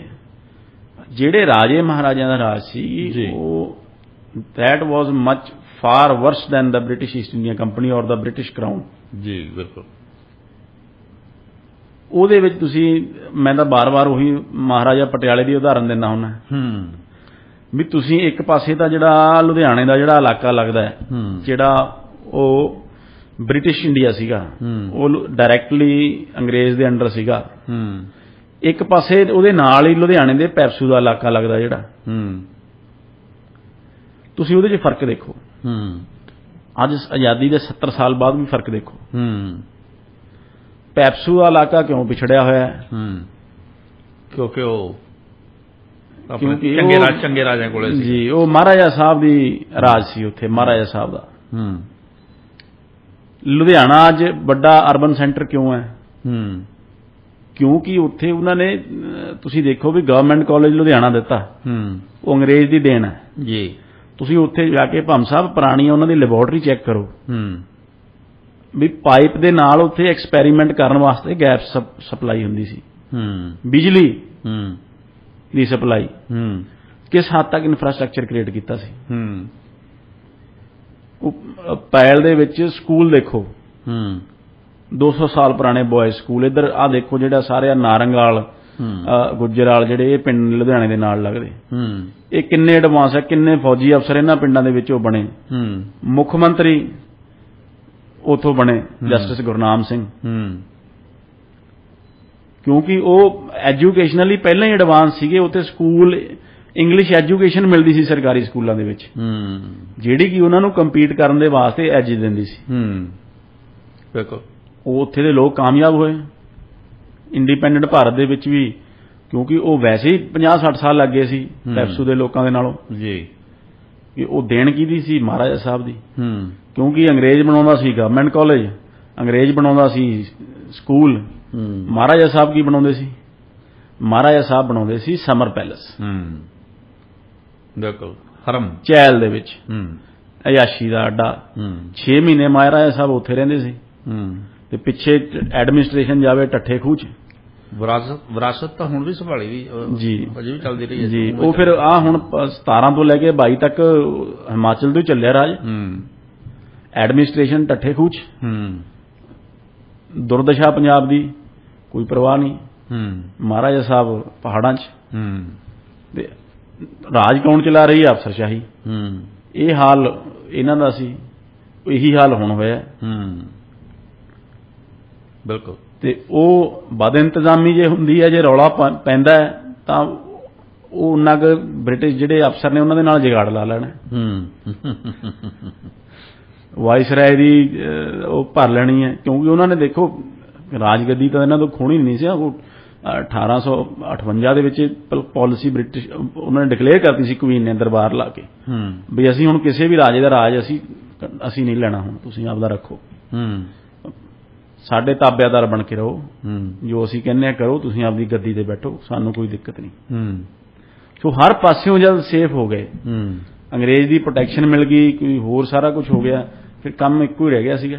ਤੁਹਾਨੂੰ ਪਤਾ ਵੀ ਵਿਹਲਾ ਬੰਦਾ ਕੀ ਕਰੇ ਜੀ, ਹੁਣ ਵਿਹਲਾ ਰਾਜਾ ਮਹਾਰਾਜਾ ਕੀ ਕਰੇ? ਹੁਣ ਦੱਸੋ, ਲੀਲਾ ਭਵਨ ਨਹੀਂ ਬਣਾਉਣੇ ਨੇ ਫਿਰ। ਸਹੀ ਗੱਲ ਹੈ। ਇਹ ਗੱਲ ਭਾਵੇਂ ਸਾਹਿਬ ਕ੍ਰਿਟਿਸਿਜ਼ਮ ਆਪਾਂ ਇਹਨਾਂ ਦਾ ਕਰਦੇ ਹਾਂ, ਚਲੋ ਇਹਨਾਂ ਨੇ ਬਣਾਏ। ਹੁਣ ਇਹ ਗੱਲ ਜਿਹੜੇ ਉਹਨਾਂ ਦੇ ਵਫਾਦਾਰ ਉਹ ਕਹਿਣਗੇ ਜੀ ਮੈਂ ਦੇਖੋ ਆ ਇੰਨੇ ਕਾਲਜ ਮਹਾਰਾਜਾ ਸਾਹਿਬ ਨੇ ਬਣਾਏ ਨੇ, ਪਰ ਉਹ ਬਣਾਏ ਕਿੱਥੇ ਨੇ? ਪਟਿਆਲੇ ਦੇ ਵਿੱਚ ਸਿਰਫ। ਜਿਹੜੇ ਦੂਰ ਦਰਾਜ ਦੇ ਇਲਾਕੇ ਨੇ ਉਹਨਾਂ ਦਾ ਕੀ ਹਾਲ ਹੈ? ਅੱਜ ਵੀ ਕੀ ਹਾਲ ਹੈ ਪੈਪਸੂ ਦੇ ਵਿੱਚ? ਬਿਲਕੁਲ। ਅਰਬਨ ਸੈਂਟਰਸ ਦੇ ਵਿੱਚ ਇੱਕ ਅੱਧਾ ਕਾਲਜ ਬਣਾ ਦੇਣਾ, ਉਹ 200 ਸਾਲ ਦੇ ਆਪਣੇ ਰਾਜ ਦੇ ਵਿੱਚ, ਉਹ ਕਿਹੜੀ ਅਚੀਵਮੈਂਟ ਹੈ? ਤੇ ਮਾਲੀਆ, ਇਹ ਭੰਮ ਸਾਹਿਬ ਇਹ ਸਾਡੇ ਬਜ਼ੁਰਗਾਂ ਨੇ ਸਾਨੂੰ ਖੁਦ ਇਹ ਗੱਲ ਦੱਸੀ ਹੈ ਵੀ ਜਿਹੜਾ ਇਹ ਮਹਾਰਾਜਾ ਪਟਿਆਲਾ ਸੀ, ਕਿਉਂਕਿ ਸਾਡਾ ਇਲਾਕਾ ਵੀ ਇਹਦੇ ਰਾਜ ਦੇ ਵਿੱਚ ਹੀ ਪੈਂਦਾ ਸੀ, ਇਹ ਅੰਗਰੇਜ਼ਾਂ ਦੇ ਨਾਲੋਂ ਵੱਧ ਮਾਲੀਆ ਕਰਾਉਂਦਾ ਸੀ, ਕਿਉਂਕਿ ਸਾਡੇ ਇੱਕ ਪਾਸੇ ਬ੍ਰਿਟਿਸ਼ ਇੰਡੀਆ ਹੈ, ਜਿਹੜਾ ਪੈਲ ਦਾ ਲੁਧਿਆਣੇ ਦਾ ਏਰੀਆ, ਸਾਡਾ ਜਿਹੜਾ ਪਿੰਡ ਹੈ ਉਹ ਇਹਦੇ ਵਿੱਚ ਪੈਂਦਾ ਸੀ ਪੈਪਸੂ ਦੇ ਵਿੱਚ। ਦੂਰ ਦਰਾਜ ਦਾ ਕਹਿ ਲਓ ਵੀ ਐਂਡਲ ਵਾਲੇ ਪਿੰਡ ਸੀ, ਉਹਨਾਂ ਚੋਂ ਸੀ ਢੇਲ ਵਾਲਿਓ, ਤੇ ਉਹਦੇ ਚੋਂ ਜਿਹੜਾ ਇਹ ਅੰਗਰੇਜ਼ੀ ਸਰਕਾਰ ਦੇ ਨਾਲੋਂ ਜ਼ਿਆਦਾ ਮਾਲੀਆ ਇਹ ਸਾਡੇ ਰਾਜੇ ਕਰਾਉਂਦੇ ਸੀ, ਸਾਡੇ ਹਮਵਤਨ। ਤੇ ਜਿਹੜਾ ਮਾਲੀਆ ਉਹ ਲੱਗਦਾ ਚੈਲ ਜਾ ਕੇ ਸੀਗਾ। ਸੋ ਇਹ ਜਿਹੜਾ ਆਪਾਂ ਜੇ ਕਹਿ ਦਈਏ ਵੀ ਆਪਾਂ ਅੰਨ੍ਹੇਵਾਹ, ਚਲੋ ਸਾਰੀ ਆਪਾਂ ਗੱਲ ਡਿਸਕਸ ਕੀਤੀ ਵੀ ਆਪਾਂ ਜਿਹੜੀ ਬ੍ਰਿਟਿਸ਼ ਕਰਾਊਨ ਨੂੰ, ਜਿਹੜੀ ਉਹਨਾਂ ਦੀ ਅੰਗਰੇਜ਼ ਸਰਕਾਰ ਹੈ ਉਹਨੂੰ ਨਿੰਦਣਾ, ਦੇਖੋ ਉਹਦਾ ਸਮੀਖਿਆ ਕਰਨੀ ਸਾਡਾ ਕੰਮ ਹੈ। ਪਰ ਜੇ ਅਸੀਂ ਕਹੀਏ, ਜੇ ਅਸੀਂ ਇਹਨਾਂ ਨੂੰ ਦੇਖੀਏ, ਜਿਹੜਾ ਇਹ ਮਟੀਰੀਅਲ ਹੈ ਲੀਲਾ ਭਵਨ ਮਟੀਰੀਅਲ, ਲੀਲਾ ਭਵਨ ਮਟੀਰੀਅਲ ਨਾਲੋਂ ਉਹ ਫਿਰ ਵੀ ਉਹਨਾਂ ਦਾ ਰਾਜ ਚੰਗਾ ਸੀ। ਉਹਨਾਂ ਦੇ ਰਾਜ ਦੇ ਵਿੱਚ ਚਲੋ ਇਕਨੋਮਿਕ ਲੁੱਟ ਸੀ, ਪਰ ਲਾਅ ਐਂਡ ਆਰਡਰ ਜਿਹੜੀ ਐਡਮਿਨਿਸਟ੍ਰੇਸ਼ਨ ਹੈ ਉਹ ਕੰਮ ਕਰਦੀ ਸੀ, ਕ੍ਰਾਈਮ ਸੋਲਵ ਹੁੰਦੇ ਸੀ ਜੀ, ਇੰਪਾਰਸ਼ਲੀ ਹੁੰਦੇ ਸੀ। ਚਲੋ ਕਿਸੇ ਬੰਦੇ ਨੂੰ ਐਕਸੈਸ ਸੀ, ਕਿਸੇ ਨੂੰ ਨਹੀਂ ਸੀ, ਤੇ ਪਰ ਐਡਮਿਨਿਸਟ੍ਰੇਸ਼ਨ ਜਿਹੜੀ ਹੈ ਉਹ ਪੱਤਾ ਨਹੀਂ ਸੀ ਹਿੱਲਣ ਦਿੰਦੀ, ਵੱਧ ਇੰਤਜ਼ਾਮੀ ਨਹੀਂ ਸੀ। ਐਡਮਿਨਿਸਟ੍ਰੇਸ਼ਨ ਬੜੀ ਐਫੀਸ਼ੀਐਂਟ ਐਡਮਿਨਿਸਟ੍ਰੇਸ਼ਨ ਸੀ ਉਹਨਾਂ ਦੀ। ਇਹਦੇ ਬਾਰੇ ਸਾਨੂੰ ਕਈ ਗੱਲਾਂ ਜੀ ਅੱਜ ਵੀ ਇਤਿਹਾਸ ਚੋਂ ਜਿਹੜੀਆਂ ਉਹ ਮਿਲ ਜਾਂਦੀਆਂ ਨੇ। ਹੁਣ ਮੈਂ ਲਾਅ ਦਾ ਜਦ ਵਿਦਿਆਰਥੀ ਰਿਹਾ ਭਾਮ ਸਾਹਿਬ, ਪੁਰਾਣੇ ਕੇਸ ਅਸੀਂ ਪੜ੍ਹੇ ਹੈ, ਉਹਨਾਂ ਦੇ ਵਿੱਚ ਤੈਨੂੰ ਇਨਵੈਸਟੀਗੇਸ਼ਨ ਇੰਨੀ ਫੇਰ ਉਹ ਅੱਜ ਨਹੀਂ ਹੋ ਰਹੀ। ਅੱਜ ਪੈਸੇ ਲੈ ਕੇ ਪਰਚੇ ਦਰਜ ਹੋ ਰਹੇ ਨੇ, ਪੈਸੇ ਲੈ ਕੇ ਇਨਕੁਆਇਰੀਆਂ ਹੋ ਰਹੀਆਂ ਨੇ, ਨਾਮ ਪਾਤਾ ਕਿਸੇ ਦਾ ਕੱਢਤਾ। ਹੁਣ ਮੈਂ ਤੁਹਾਨੂੰ ਇੱਕ ਕੇਸ ਦੀ ਉਦਾਹਰਨ ਦਿੰਦਾ। ਉਹ ਕੇਸ ਹੋਇਆ ਵੀ ਕਿਸੇ ਬੰਦੇ ਨੇ ਆਪਣੀ ਔਰਤ ਨੂੰ ਮਾਰਿਆ, ਉਸਨੂੰ ਲੱਗਿਆ ਵੀ ਉਹਦੀ ਮੌਤ ਹੋ ਗਈ, ਉਸਨੇ ਉਸ ਔਰਤ ਨੂੰ ਮ੍ਰਿਤ ਸਮਝ ਕੇ ਉਹਨੂੰ ਟੰਗ ਦਿੱਤਾ ਪਾਏ, ਤੇ ਇਹ ਦਿਖਾ ਦੇਵਾਂ ਵੀ ਮੈਂ ਇਹ ਸੁਸਾਈਡ ਹੈ। ਹੁਣ ਅੰਗਰੇਜ਼ ਦੀ ਤੁਸੀਂ ਇਨਵੈਸਟੀਗੇਸ਼ਨ ਦੇਖੋ, ਉਸ ਸਮੇਂ ਦੀ ਜਿਹੜੀ ਪੁਲਿਸ ਸੀ, ਤੇ ਇਨਸਾਫ ਦੇਖੋ। ਉਹਨੇ ਇਹ ਗੱਲ, ਉਹਨਾਂ ਨੇ 2 ਮਿੰਟ 'ਚ ਇਨਵੈਸਟੀਗੇਸ਼ਨ 'ਚ ਇਹ ਗੱਲ ਕੱਢ ਲਈ ਵੀ ਇਹਨੇ ਇਹ ਟੰਗੀ ਹੈ। ਪੋਸਟਮਾਰਟਮ ਦੇ ਵਿੱਚ ਕੀ ਗੱਲ ਆ ਗਈ ਕਿ ਜਦੋਂ ਉਹਦੀ ਮੌਤ ਹੈ ਜਿਹੜੀ, ਉਹ ਮਾਰਨ ਦੇ ਨਾਲ ਨਹੀਂ ਹੋਈ, ਉਹ ਫਾਇਰ ਨਾਲ ਹੋਈ ਹੈ। ਦਰਅਸਲ ਜਦ ਉਹਨੂੰ ਲੱਗਿਆ ਕਿ ਮਰੀ, ਉਹ ਜਿਉਂਦੀ ਸੀ, ਉਹਨੇ ਘਬਰਾ ਕੇ ਉਸ ਨੂੰ ਟੰਗ ਦਿੱਤਾ ਤੇ ਉਹ ਮਰ ਗਈ। ਹੁਣ ਉਸ ਨੂੰ ਸਜ਼ਾ ਕੀ ਮਿਲੀ? ਸਜ਼ਾ ਜਿਹੜੀ ਇੰਡੀਅਨ ਪੀਨਲ ਕੋਡ ਦੇ ਅਕੋਰਡਿੰਗ, ਜਦ ਉਹਨੇ ਉਹਨੂੰ ਫਾਹੇ ਟੰਗਿਆ, ਉਦੋਂ ਉਹਨੂੰ ਮਾਰਨ ਦੀ ਇੰਟੈਂਸ਼ਨ ਨਹੀਂ ਸੀ ਉਹਦੀ, ਉਹਨੇ ਉਹਨੂੰ ਮ੍ਰਿਤ ਸਮਝ ਕੇ ਟੰਗਿਆ, ਤਾਂ ਉਹ 302 ਨਹੀਂ, ਉਹ ਸਬੂਤ ਮਿਟਾਉਣ ਦੀ ਕੋਸ਼ਿਸ਼ ਕਰ ਰਿਹਾ ਸੀ। ਜਿਹੜੀ ਪਹਿਲੀ ਜਿਹੜੀ ਕੁੱਟਮਾਰ ਨਾਲ ਉਹ ਮਰੀ ਨਹੀਂ ਸੀਗੀ, ਉਹਦੇ ਨਾਲ ਮਰੀ ਨਹੀਂ ਸੀ। ਉਹ ਹੈਗਾ ਅਸੌਲਟ, ਵੱਧੋ ਵੱਧ 326, ਗ੍ਰੀਵੀਅਸ ਹਰਟ। ਉਹਨੂੰ ਜਿਹੜੀ ਹੈ ਉਹ ਅਸੌਲਟ ਤੇ ਗ੍ਰੀਵੀਅਸ ਹਰਟ ਦੇ ਵਿੱਚ ਹੀ ਸਜ਼ਾ ਹੋਈ ਉਹਨੂੰ 302 ਸਬੂਤ ਮਿਟਾਉਣ ਦੀ, ਕਿਉਂਕਿ ਉਹਦੀ ਇੰਟੈਂਸ਼ਨ ਨਹੀਂ ਸੀ। ਜਿਹੜਾ ਲਾਅ ਹੈ ਉਹ ਮੈਨਜ਼ਰੀਆ ਦੇਖਦਾ ਹੈ। ਤੁਸੀਂ ਦੇਖੋ ਵੀ ਇਨਵੈਸਟੀਗੇਸ਼ਨ ਕਿੰਨੀ ਫੇਰ ਹੋਈ ਤੇ ਜਿਹੜਾ ਕਾਨੂੰਨ ਨੂੰ ਅਪਲਾਈ ਕਿਸ ਤਰ੍ਹਾਂ ਕੀਤਾ ਗਿਆ। ਜੇ ਅੱਜ ਦੇ ਮਾਮਲੇ 'ਚ ਇਹ ਹੋਵੇ, ਅੱਜ ਪੰਜਾਬ ਦੇ ਵਿੱਚ ਜਾਂ ਕਿਤੇ ਇਹ ਕੰਮ ਹੋਵੇ, ਤਾਂ ਪਹਿਲਾਂ ਤਾਂ ਉਹ ਬੰਦੇ ਨੂੰ, ਉਹਦੇ ਪਿਓ ਨੂੰ, ਉਹਦੀ ਮਾਂ ਨੂੰ, ਉਹਦੇ ਭਰਾ ਨੂੰ, ਉਹਦੀ ਭਰਜਾਈ ਨੂੰ ਉਹ ਪਰਚੇ ਦੇ ਵਿੱਚ ਹੋਣ, ਫਿਰ ਉਹ ਪੈਸੇ ਦੇ ਕੇ ਇਨਕੁਆਇਰੀਆਂ ਲਵਾਉਣ ਤੇ ਨਾਮ ਕਢਾਉਣ। ਹੁਣ ਇਦੋਂ ਅੱਗੇ ਹੁਣ ਮੈਂ ਪੂਰੀ ਤਫਸੀਲ ਨਹੀਂ ਦਿੰਦੇ। ਹਾਂਜੀ, ਬਈ ਇਹ ਦੇਖੋ ਜਿਹੜੀ ਐਡਮਿਨਿਸਟ੍ਰੇਸ਼ਨ ਦਾ ਜਿਹੜਾ ਉਹ ਫਰਕ ਹੈ ਸਾਰੀ ਗੱਲ ਦਾ। ਹੁਣ ਦੇਖੋ ਵੀ ਉਹ ਡਾਕੂਆਂ ਨੂੰ ਦਾ ਜਿਹੜੇ ਹੁਣ ਆ ਗੈਂਗਸਟਰ ਨਹੀਂ ਕਾਬੂ ਆ ਰਹੇ, ਅੰਗਰੇਜ਼ ਕਿਵੇਂ ਕਾਬੂ ਕਰਦਾ ਸੀ। ਜਿਹੜਾ ਕਾਕਾ ਪ੍ਰਤਾਪੀ ਦਾ ਕਿੱਸਾ ਹੈ, ਉਹਦੇ ਵਿੱਚ ਉਹ ਜਿਹੜੀ ਪ੍ਰਤਾਪੀ ਹੈ ਉਹਨੂੰ ਮਾਰ ਕੇ ਕੋਈ ਜਿਹੜਾ ਬਟਨ ਸਾਹਿਬ ਜਿਹਨੂੰ ਕਿਹਾ ਜਾਂਦਾ ਸੀ, ਉਹਨੇ ਟਿੱਬਿਆਂ 'ਚ ਦੱਬਤੇ। ਟਿੱਬਿਆਂ 'ਚ ਦੱਬੇ ਹੋਏ ਉਹਨੇ ਦੇਖ ਲਓ ਹੱਡ ਉੱਥੋਂ ਰਿਕਵਰ ਕੀਤੇ, ਦਾ ਕਿਸੇ ਵਿੱਚ ਗੱਲ ਚੱਲੀ ਵੀ ਹੱਡ ਪ੍ਰਤਾਪੀ ਦੇ ਬਟਨ ਸਾਹਿਬ ਨੇ ਟੋਲੇ। ਉਹ ਟਿੱਬਿਆਂ 'ਚ ਦੱਬੇ ਹੋਏ ਹੱਡ ਵੀ ਉਹ ਕਢਾ ਲੈਂਦੇ ਸੀ। ਇਹੋ ਜਿਹੀ ਉਹਨਾਂ ਦੀ ਇਨਵੈਸਟੀਗੇਸ਼ਨ ਤੇ ਇੰਟੈਲੀਜੈਂਸ ਗੈਦਰਿੰਗ ਸੀ। ਦੂਸਰੇ ਪਾਸੇ ਜਿਹੜਾ ਹੈ ਉਹ ਲੀਲਾ ਭਵਨ ਦਾ ਰਾਜ ਸੀ, ਦੂਜੇ ਪਾਸੇ ਚਹਿਲ ਜੀ। ਸੋ ਇਹ ਗੱਲ ਭਾਮ ਸਾਹਿਬ ਮੈਂ ਕਹਿਣਾ ਚਾਹੁੰਦਾ ਹੈ ਕਿ ਜਿਹੜਾ ਡਿਫਰੈਂਸ ਸੀ ਉਹ ਬਹੁਤ ਵੱਡਾ ਡਿਫਰੈਂਸ ਸੀ। ਇੱਕ ਪਾਸੇ ਤਾਂ ਇੱਕ ਪ੍ਰੋਫੈਸ਼ਨਲ ਜਿਹੜਾ ਤਰੀਕੇ ਦੇ ਨਾਲ ਐਡਮਿਨਿਸਟ੍ਰੇਸ਼ਨ ਚੱਲਦੀ ਸੀ ਬ੍ਰਿਟਿਸ਼ ਈਸਟ ਇੰਡੀਆ ਕੰਪਨੀ ਦੇ ਵਿੱਚ, ਚਾਹੇ ਉਹਨਾਂ ਦੇ ਸਾਮਰਾਜੀ ਹਿੱਤ ਸੀ, ਲੁੱਟ ਹੋ ਰਹੀ ਸੀ, ਇਕਨੋਮਿਕ ਲੁੱਟ ਹੋ ਰਹੀ ਸੀ। ਦੂਸਰੇ ਪਾਸੇ ਜਿਹੜੇ ਰਾਜੇ ਰਜਵਾੜਿਆਂ ਦਾ ਰਾਜ ਸੀ, ਉਹ ਰਾਜੇ ਰਜਵਾੜਿਆਂ ਦੇ ਰਾਜ ਸੀ ਜੀ। ਉਹ ਬਾਅਦ ਦੇ ਵਿੱਚ ਵੀ ਜਿਹੜੀ ਪ੍ਰਜਾ ਮੰਡਲ ਜਿਹੜੀ ਲਹਿਰ ਹੈ ਉਹਨੂੰ ਦੇਖੋ ਵੀ ਕਿਸ ਬੇਰਹਿਮੀ ਦੇ ਨਾਲ ਇਹਨਾਂ ਨੇ ਕੁਚਲਿਆ। ਮਹਾਰਾਜਾ ਪਟਿਆਲੇ ਨੇ ਕਿਵੇਂ ਪਿੰਡਾਂ ਦੇ ਉੱਤੇ ਟੈਂਕ ਚਾੜੇ ਸੀ, ਉਹਦੀ ਗੱਲ ਮੈਂ ਤੁਹਾਨੂੰ ਫੇਰ ਕਿਸੇ ਤਰ੍ਹਾਂ ਅਗਲੇ ਐਪੀਸੋਡ ਦੇ ਵਿੱਚ ਦੱਸਾਂਗੇ। ਹਾਂਜੀ, ਅਗਲੇ ਐਪੀਸੋਡ ਦੇ ਵਿੱਚ ਆਪਾਂ ਹੁਣ ਆਜ਼ਾਦੀ ਦੀ ਲਹਿਰ ਤੇ ਆਵਾਂਗੇ, ਕਿਸ ਤਰ੍ਹਾਂ ਜਿਹੜੀ ਨੈਸ਼ਨਲ ਮੂਵਮੈਂਟ ਹੈ ਉਹ ਚੱਲੀ, ਕਿਸ ਤਰ੍ਹਾਂ ਆਜ਼ਾਦੀ ਅਚੀਵ ਕੀਤੀ ਗਈ। ਟਾਈਮ ਆਪਣੇ ਕੋਲ ਥੋੜਾ ਹੈ, ਸੋ ਜਿਹੜੀ ਇਹ ਕਥਾ ਹੈ ਬਹੁਤ ਲੰਬੀ ਹੈ। ਮੈਂ ਇਹ ਵੀ ਮਾਫੀ ਮੰਗਣਾ ਚਾਹੁੰਦਾ ਜੇ ਕੋਈ ਤੱਥ ਮੇਰੇ ਤੋਂ ਛੁੱਟ ਗਿਆ ਹੋਵੇ, ਤੇ ਕਿਉਂਕਿ ਇਹ ਜਿਹੜੀ ਕਥਾ ਬਹੁਤ ਲੰਬੀ ਹੈ, ਇਹਨੂੰ 6 ਘੰਟਿਆਂ ਦੇ ਵਿੱਚ ਜਾਂ 10 ਘੰਟਿਆਂ ਦੇ ਵਿੱਚ ਵੀ ਕਹਿਣਾ ਬਹੁਤ ਔਖਾ ਹੈ, ਬਹੁਤ ਔਖਾ। ਬਿਲਕੁਲ ਜੀ। ਸੋ ਇਸ ਦੇ ਨਾਲ ਹੀ ਪ੍ਰੋਗਰਾਮ ਦੀ ਸਮਾਪਤੀ ਦਾ ਕਰੀਬ ਸਮਾਂ ਹੋ ਗਿਆ ਜੀ। ਔਰ ਤੁਹਾਨੂੰ ਸਾਡਾ ਇਹ ਉਦਮ ਜਿਹੜਾ ਆਜ਼ਾਦੀ ਦਿਹਾੜੇ ਨੂੰ ਸਮਰਪਿਤ ਅਸੀਂ ਲੜੀ ਜਿਹੜੀ ਚਲਾ ਰਹੇ ਹਾਂ, ਇਹ ਤੁਹਾਨੂੰ ਕਿਸ ਤਰ੍ਹਾਂ ਲੱਗ ਰਹੀ ਹੈ, ਤੁਹਾਨੂੰ ਕਿੰਨੀ ਕੁ ਇਨਫੋਰਮੇਟਿਵ ਲੱਗ ਰਹੀ ਹੈ? ਤੁਸੀਂ ਆਪਣੇ ਵਿਚਾਰ ਜ਼ਰੂਰ ਦਿੰਦੇ ਰਿਹਾ ਕਰੋ, ਸਾਡਾ ਵੀ ਹੌਸਲਾ ਅਫਜ਼ਾਈ ਹੁੰਦੀ ਰਹੇ। ਔਰ ਅਸੀਂ ਹੋਰ ਤਿਆਰੀ ਨਾਲ ਹੋਰ ਮਤਲਬ ਕਿ ਆਪਣੇ ਸਮਰੱਥਾ ਦੇ ਨਾਲ ਅਸੀਂ ਇਹਨੂੰ ਚਾਲੂ ਰੱਖੀਏ। ਸੋ ਹੁਣ ਕਿਉਂਕਿ ਪ੍ਰੋਗਰਾਮ ਦੀ ਸਮਾਪਤੀ ਦਾ ਸਮਾਂ ਹੋ ਗਿਆ, ਮੈਨੂੰ ਬਲਦੇਵ ਸਿੰਘ ਭਾਮ ਨੂੰ ਵੀ ਦਿਓ ਇਜਾਜ਼ਤ, ਤੇ ਮੈਂ ਲਵਲੀਨ ਜੀ ਨੂੰ ਵੀ ਕਹੂੰਗਾ ਕਿ ਤੁਹਾਡਾ ਬਹੁਤ ਬਹੁਤ ਸ਼ੁਕਰੀਆ ਜੀ। ਧੰਨਵਾਦ ਭਾਮ ਸਾਹਿਬ ਜੀ। ਸੋ ਹੁਣ ਮੈਨੂੰ ਬਲਦੇਵ ਸਿੰਘ ਭਾਮ ਨੂੰ ਦਿਓ ਇਜਾਜ਼ਤ ਜੀ। ਅਗਲੇ ਐਤਵਾਰ ਫਿਰ ਅਸੀਂ ਇਸੇ ਵਿਸ਼ੇ ਤੇ ਆਪਣੀ ਬਾਕੀ ਦੀ ਗੱਲਬਾਤ ਨੂੰ ਜਾਰੀ ਰੱਖਾਂਗੇ। ਤਦ ਤੱਕ ਲਈ ਦਿਓ ਇਜਾਜ਼ਤ। ਜਿਉਂਦੇ ਵਸਦੇ ਰਹੋ।